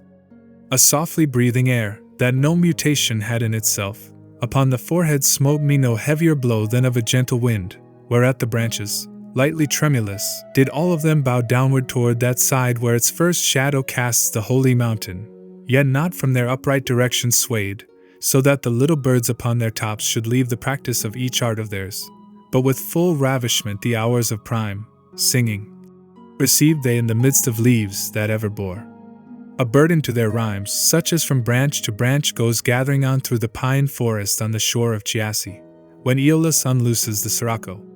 Already my slow steps had carried me into the ancient wood so far, that I could not perceive where I had entered it. And lo! My further course a stream cut off, which toward the left hand with its little waves bent down the grass that on its margin sprang. All waters that on earth most limpid are would seem to have within themselves some mixture compared with that which nothing doth conceal, although it moves on with a brown current under the shade perpetual, that never ray of the sun lets in, nor of the moon. With feet I stayed, and with mine eyes I passed beyond the rivulet, to look upon the great variety of the fresh May. And there appeared to me, even as appears suddenly something that doth turn aside through very wonder every other thought, a lady all alone, who went along singing and culling floweret after floweret, with which her pathway was all painted over. Ah, beauteous lady, who in rays of love dost warm thyself, if I may trust to looks, which the heart's witnesses are wont to be, may the desire come unto thee to draw near to this river's bank, I said to her, so much that I might hear what thou art singing. Thou makest me remember where and what Proserpina that moment was when lost her mother her, and she herself the spring. As turns herself, with feet together pressed into the ground, a lady who is dancing, and hardly puts one foot before the other, on the vermilion and the yellow flowerets she turned towards me, not in otherwise than maiden who her modest eyes casts down, and my entreaties made to be content, so near approaching, that the dulcet sound came unto me together with its meaning. As soon as she was where the grasses are bathed by the waters of the beauteous river, to lift her eyes she granted me the boon. I do not think there shone so great a light under the lids of Venus, when transfixed by her own sun, beyond his usual custom. Erect upon the other bank she smiled, bearing full many colors in her hands, which that high land produces without seed. Apart 3 paces did the river make us, but Hellespont, where Xerxes passed across, a curb still to all human arrogance, more hatred from Leander did not suffer for rolling between Cestus and Abydos, than that from me, because it oped not then. Ye are newcomers, and because I smile, began she, peradventure, in this place elect to human nature for its nest, some apprehension keeps you marveling, but the psalm delectasti giveth light which has the power to uncloud your intellect. And thou who foremost art, and didst entreat me, speak, if thou wouldst hear more, for I came ready to all thy questionings, as far as needful. The water, said I, and the forest sound, are combating within me my new faith in something which I heard opposed to this. Whence she, I will relate how from its cause proceedeth that which mocketh thee to wonder, and purge away the cloud that smites upon thee. The good supreme, soul in itself delighting, created man good, and this goodly place gave him as hansel of eternal peace. By his default short while he sojourned here, by his default to weeping and to toil he changed his innocent laughter and sweet play.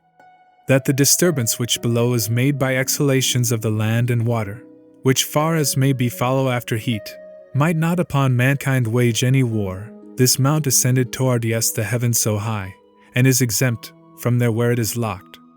Now since the universal atmosphere turns in a circuit with the primal motion unless the circle is broken on some side, upon this height, that all is disengaged in living ether, doth this motion strike and make the forest sound, for it is dense, and so much power the stricken plant possesses that with its virtue it impregns the air, and this, revolving, scatters it around, and yonder earth, according as 'tis worthy in self or in its clime, conceives and bears of divers qualities the divers trees. It should not seem a marvel then on earth, this being heard, whenever any plant without seed manifest there taketh root. And thou must know, this holy tableland in which thou art is full of every seed, and fruit has in it never gathered there. The water which thou sayest springs not from vein restored by vapor that the cold condenses, like to a stream that gains or loses breath, but issues from a fountain safe and certain, which by the will of God as much regains as it discharges, open on 2 sides. Upon this side with virtue it descends, which takes away all memory of sin, on that, of every good deed done restores it. Here Lethe, as upon the other side it is called, and worketh not if first on either side it be not tasted. This every other savour doth transcend, and notwithstanding slake so far may be thy thirst, that I reveal to thee no more, I'll give thee a corollary still in grace, nor think my speech will be to thee less dear if it spread out beyond my promise to thee. Those who in ancient times have feigned and sung the age of gold, and its felicity, dreamed of this place perhaps upon Parnassus. Here was the human race in innocence, here evermore was spring, and every fruit, this is the nectar of which each one speaks. Then backward did I turn me wholly round unto my poets, and saw that with a smile they had been listening to these closing words. Then to the beautiful lady turned mine eyes. Canto 29. The Triumph of the Church. Singing like unto an enamored lady she, with the ending of her words, continued, Bidi quorum tecta sunt peccata. And even as nymphs, that wandered all alone among the sylvan shadows, sedulous one to avoid and one to see the sun, she then against the stream moved onward, going along the bank, and I abreast of her little steps with little steps attending. Between her steps and mine were not 100, when equally the margins gave a turn, in such a way, that to the east I faced. Nor even thus our way continued far before the lady wholly turned herself unto me, saying, Brother, look and listen. And lo! A sudden lustre ran across on every side athwart the spacious forest, such that it made me doubt if it were lightning. But since the lightning ceases as it comes, and that continuing brightened more and more, within my thought I said, What thing is this?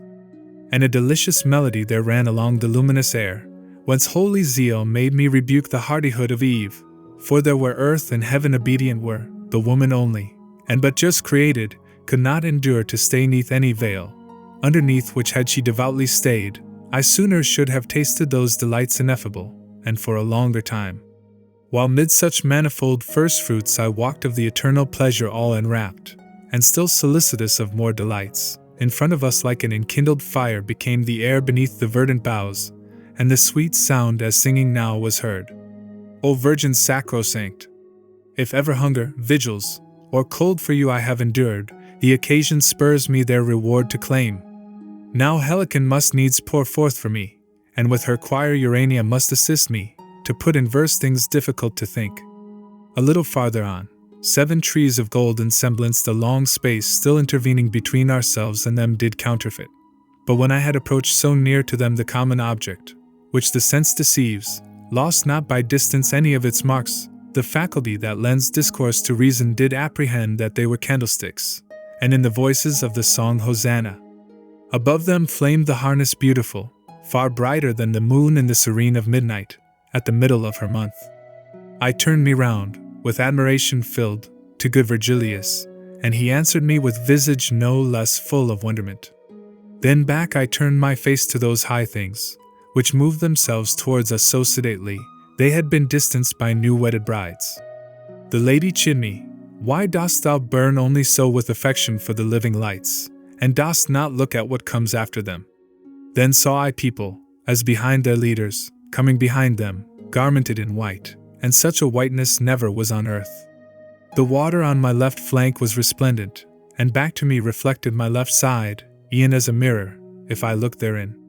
When I upon my margin had such post that nothing but the stream divided us, better to see I gave my steps repose, and I beheld the flame lets onward go, leaving behind themselves the air depicted, and they of trailing pennons had the semblance, so that it overhead remained distinct with 7-fold lists, all of them of the colors whence the sun's bow is made, and Delia's girdle. These standards to the rearward longer were than was my sight, and, as it seemed to me, 10 paces were the outermost apart. Under so fair a heaven as I described the 24 elders, 2 by 2, came on incoronate with flower de luce. They all of them were singing, Blessed thou among the daughters of Adam art, and blessed forevermore shall be thy loveliness. After the flowers and other tender grasses in front of me upon the other margin were disencumbered of that race elect, even as in heaven star followeth after star, there came close after them 4 animals, incoronate each one with verdant leaf. Plumed with 6 wings was every one of them, the plumage full of eyes. The eyes of Argus if they were living would be such as these. Reader! To trace their forms no more I waste my rhymes, for other spendings press me so, that I in this cannot be prodigal. But read Ezekiel, who depicteth them as he beheld them from the region cold coming with cloud, with whirlwind, and with fire, and such as thou shalt find them in his pages, such were they here, saving that in their plumage John is with me, and differeth from him. The interval between these 4 contained a chariot triumphal on 2 wheels, which by a griffin's neck came drawn along, and upward he extended both his wings between the middle list and 3 and 3, so that he injured none by cleaving it. So high they rose that they were lost to sight. His limbs were gold, so far as he was bird, and white the others with vermilion mingled. Not only Rome with no such splendid car ere Gladden Africanus, or Augustus, but poured to it that of the sun would be, that of the sun, which swerving was burned up at the importunate orison of earth, when Jove was so mysteriously just.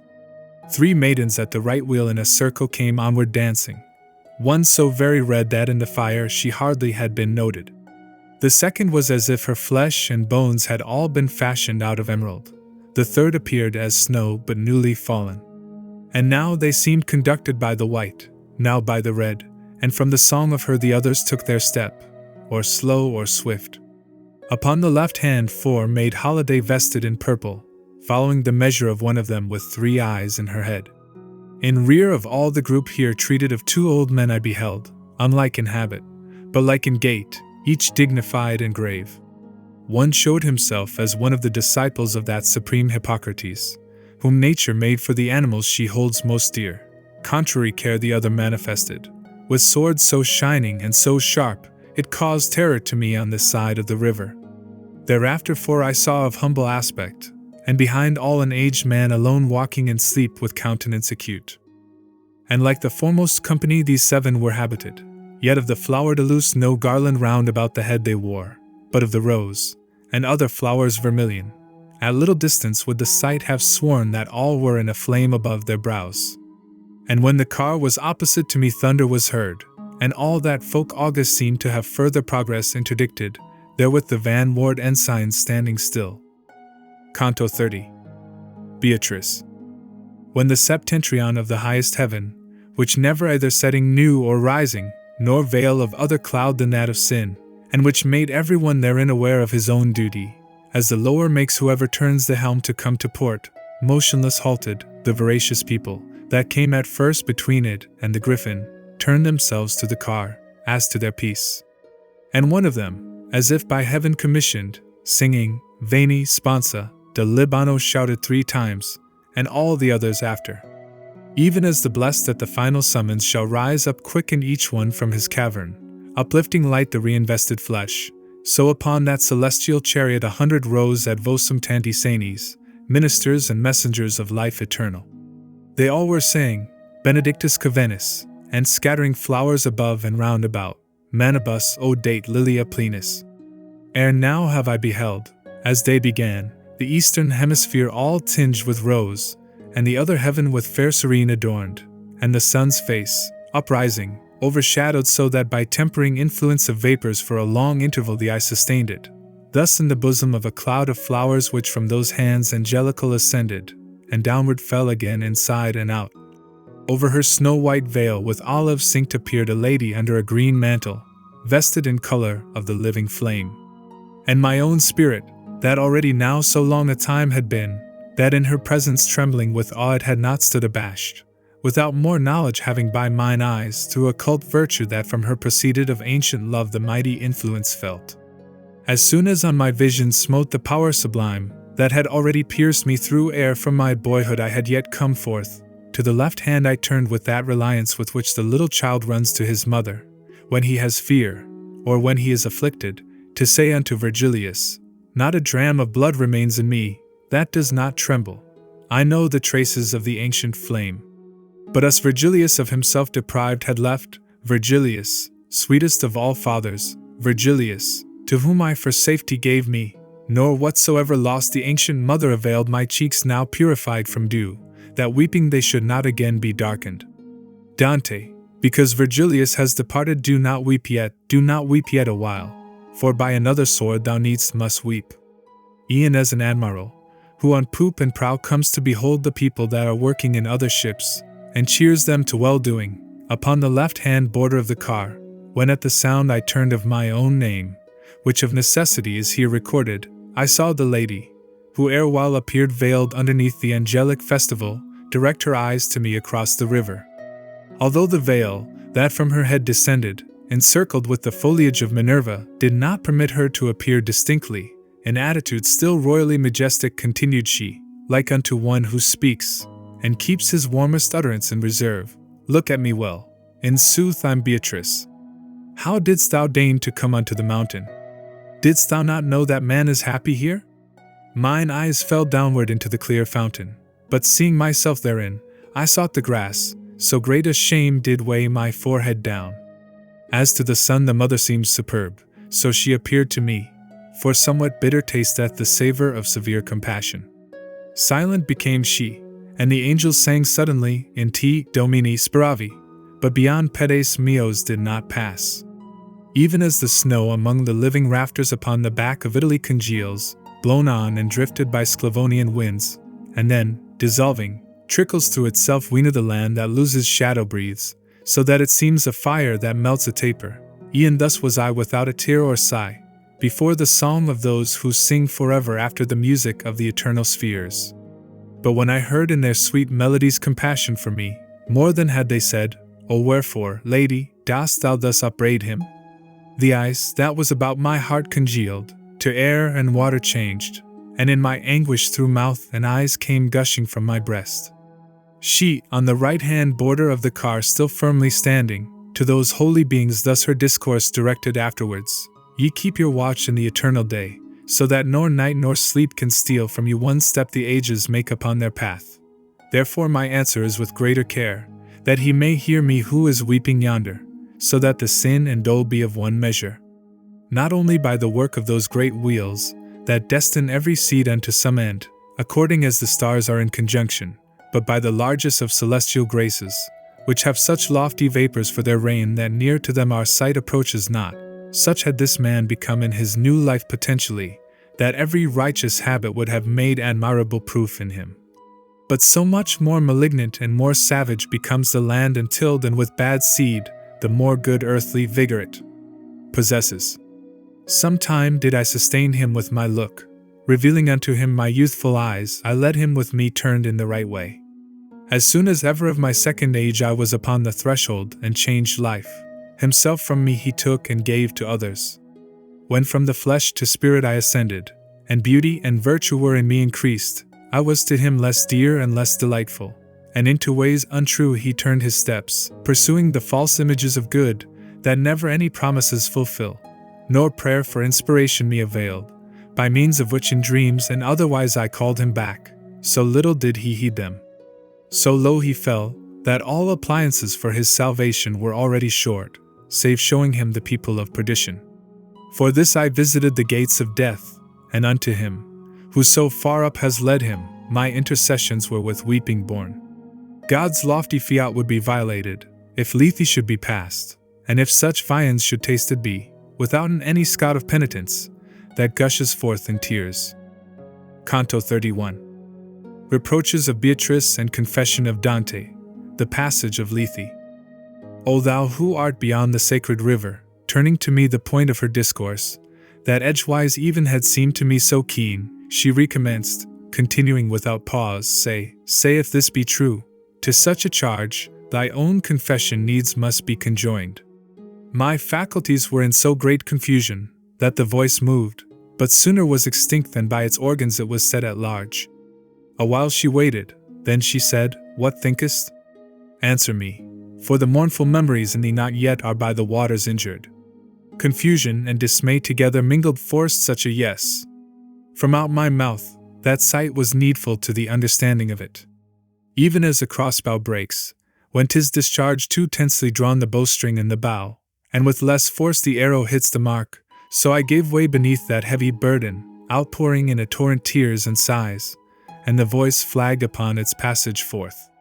Went she to me, in those desires of mine which led thee to the loving of that good, beyond which there is nothing to aspire to, what trenches lying traverse or what chains didst thou discover, that of passing onward thou shouldst have thus despoiled thee of the hope? And what allurements or what vantages upon the forehead of the others showed, that thou shouldst turn thy footsteps unto them? After the heaving of a bitter sigh, hardly had I the voice to make response, and with fatigue my lips did fashion it. Weeping I said, The things that present were with their false pleasure turned aside my steps, soon as your countenance concealed itself. And she, Shouldst thou be silent, or deny what thou confessest, not less manifest would be thy fault, by such a judge 'tis known. But when from one's own cheeks comes bursting forth the accusal of the sin, in our tribunal against the edge the wheel doth turn itself. But still, that thou mayst feel a greater shame for thy transgression, and another time hearing the sirens thou mayst be more strong, cast down the seed of weeping and attend.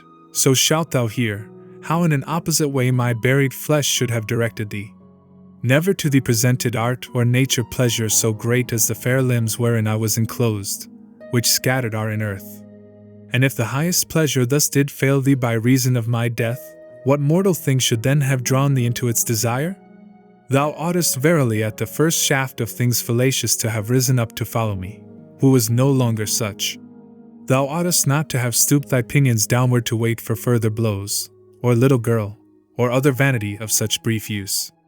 The callow birdlet waits for 2 or 3, but to the eyes of those already fledged, in vain the net is spread or shaft is shot. Even as children silent in their shame stand listening with their eyes upon the ground, and conscious of their fault, and penitent, so was I standing, and she said, If thou in hearing sufferest pain, lift up thy beard and thou shalt feel a greater pain in seeing. With less resistance is a robust home uprooted, either by a native wind or else by that from regions of Yarbas. Then I upraised at her command my chin, and when she by the beard the face demanded, well I perceived the venom of her meaning. And as my countenance was lifted up, mine I perceived those creatures beautiful had rested from the strewing of the flowers, and still but little reassured, mine eyes saw Beatrice turn round towards the monster, that is one person only in two natures. Beneath her veil, beyond the magenta green, she seemed to me far more her ancient self to excel than others here, when she was here. So pricked me then the thorn of penitence, that of all other things the one which turned me most to its love became the most my foe. Such self-conviction stung me at the heart, o'erpowered I fell, and what I then became she knoweth who had furnished me the cause. Then, when the heart restored my outward sense, the lady I had found alone, above me I saw, and she was saying, "Hold me, hold me."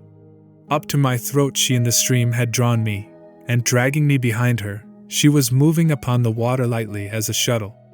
When I was near unto the blessed shore, asperges me, I heard so sweetly sung, remember it I cannot, much less write it. The beautiful lady opened wide her arms, embraced my head, and plunged me underneath, where I was forced to swallow of the water.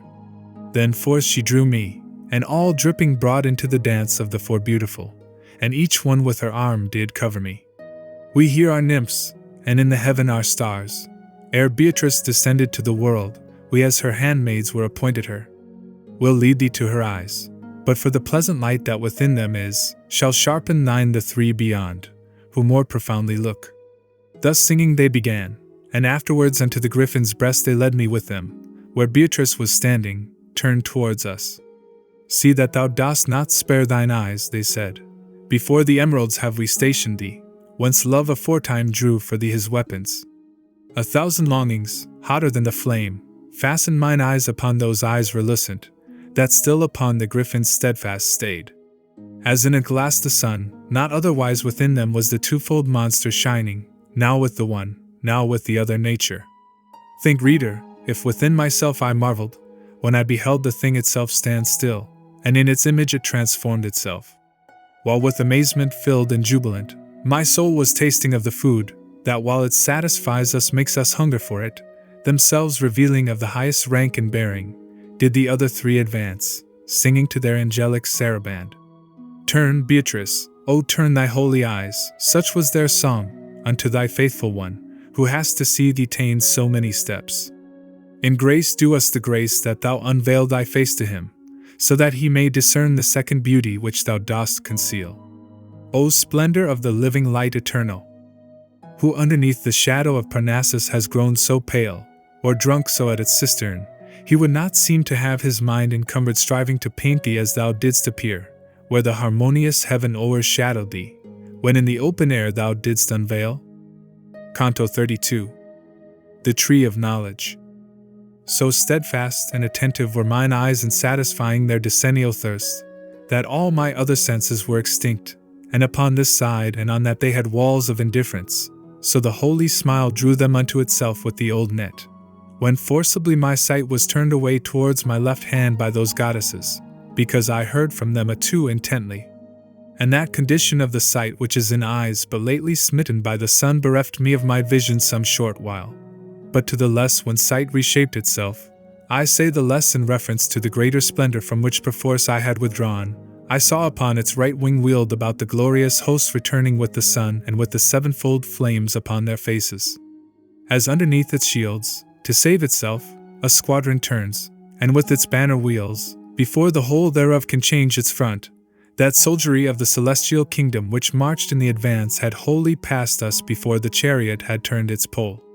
Then to the wheels the maidens turned themselves, and the griffin moved his burden benedict, but so that not a feather of him fluttered. The lady fair who drew me through the ford followed with Statius and myself the wheel which made its orbit with the lesser arc.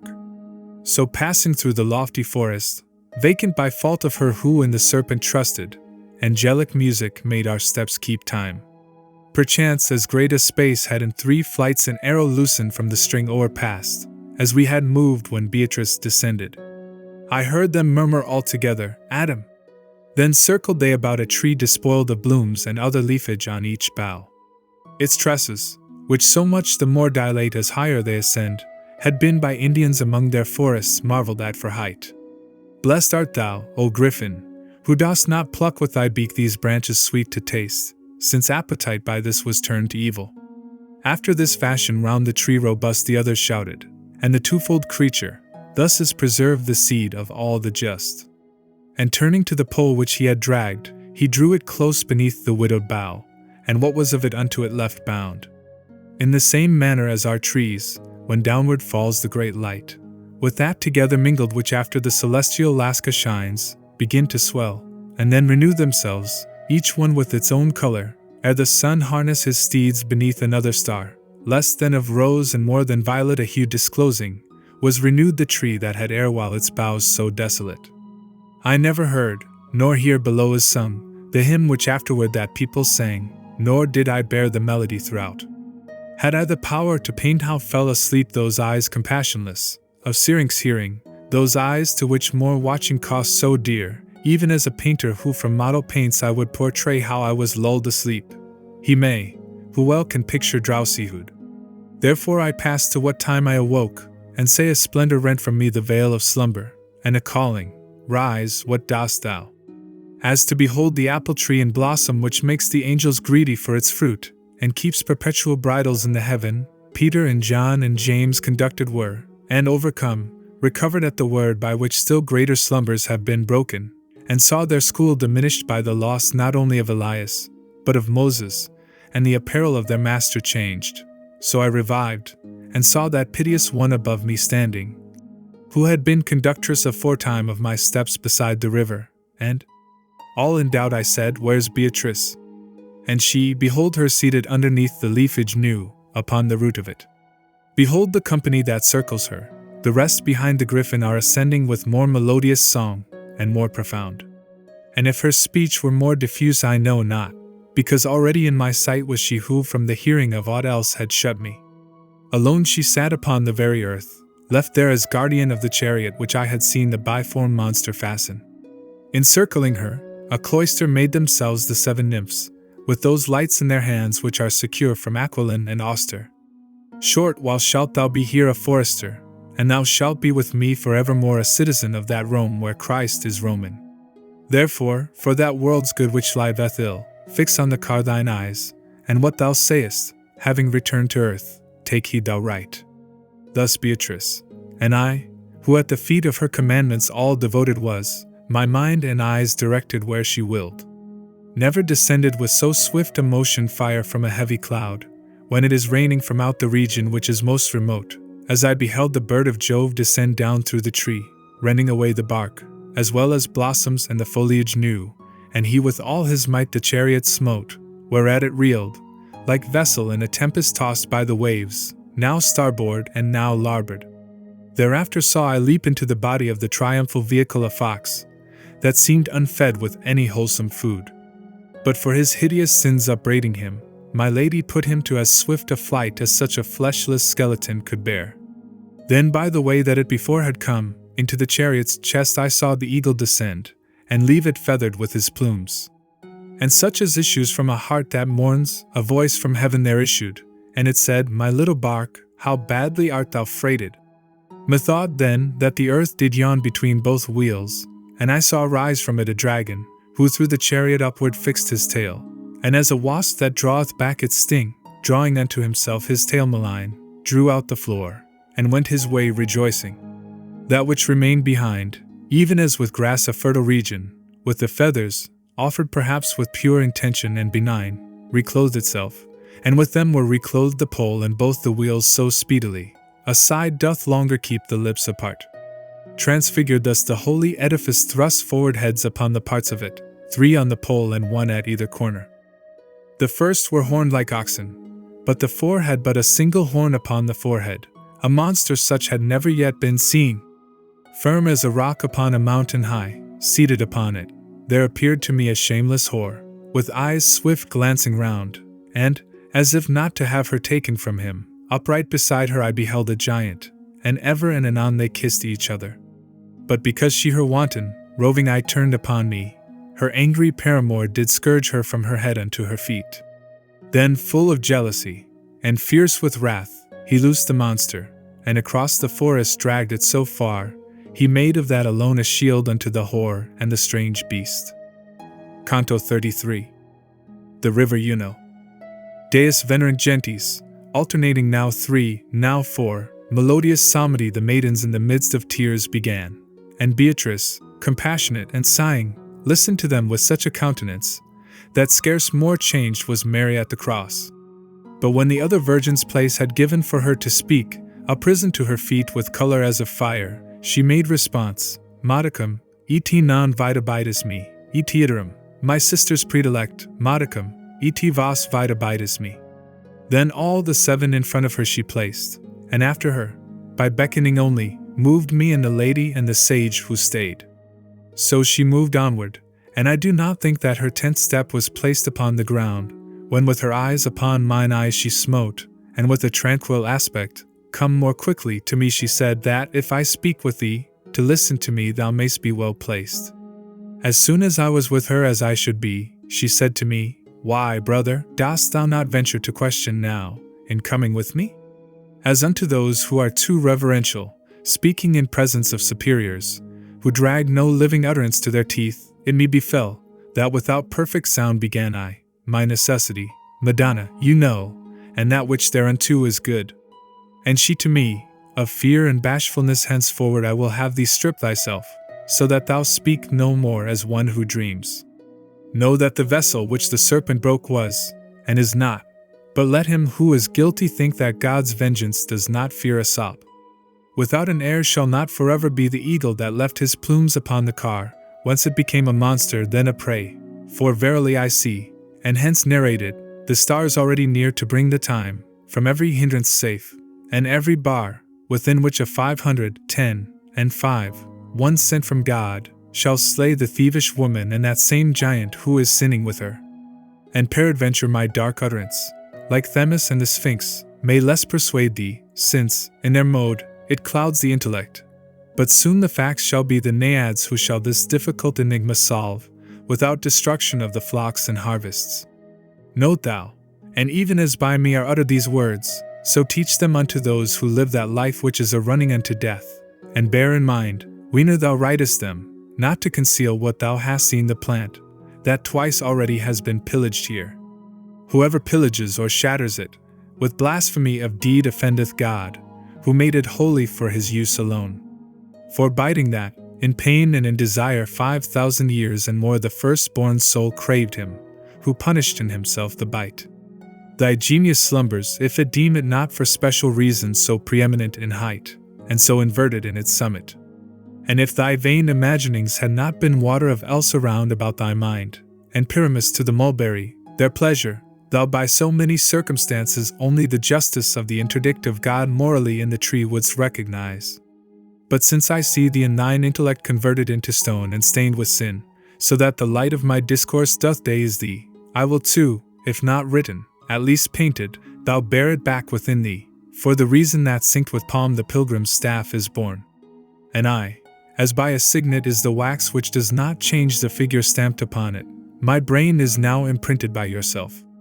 But wherefore so beyond my power of sight soars your desirable discourse, that the more I strive, so much the more I lose it? That thou mayst recognize, she said, the school which thou hast followed, and mayst see how far its doctrine follows after my discourse, and mayst behold your path from the divine distant as far as separated is from earth the heaven that highest hastens on. Whence her I answered, I do not remember that ever I estranged myself from you, nor have I conscience of it that reproves me. And if thou art not able to remember, smiling she answered, recollect thee now that thou this very day hast drunk of Lethe, and if from smoke of fire may be inferred, such an oblivion clearly demonstrates some error and I will elsewhere intent. Truly from this time forward shall my words be naked, so far as it is befitting to lay them open unto thy rude gaze.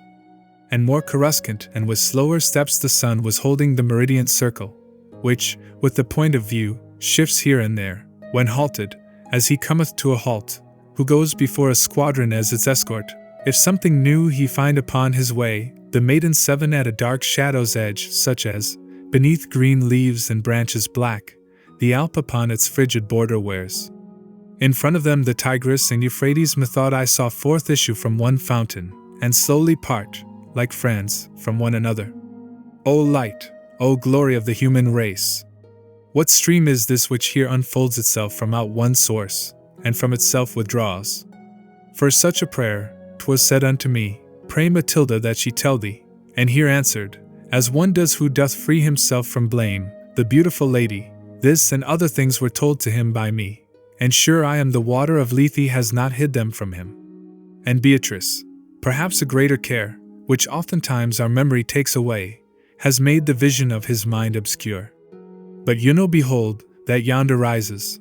Lead him to it, and, as thou art accustomed, revive again the half-dead virtue in him.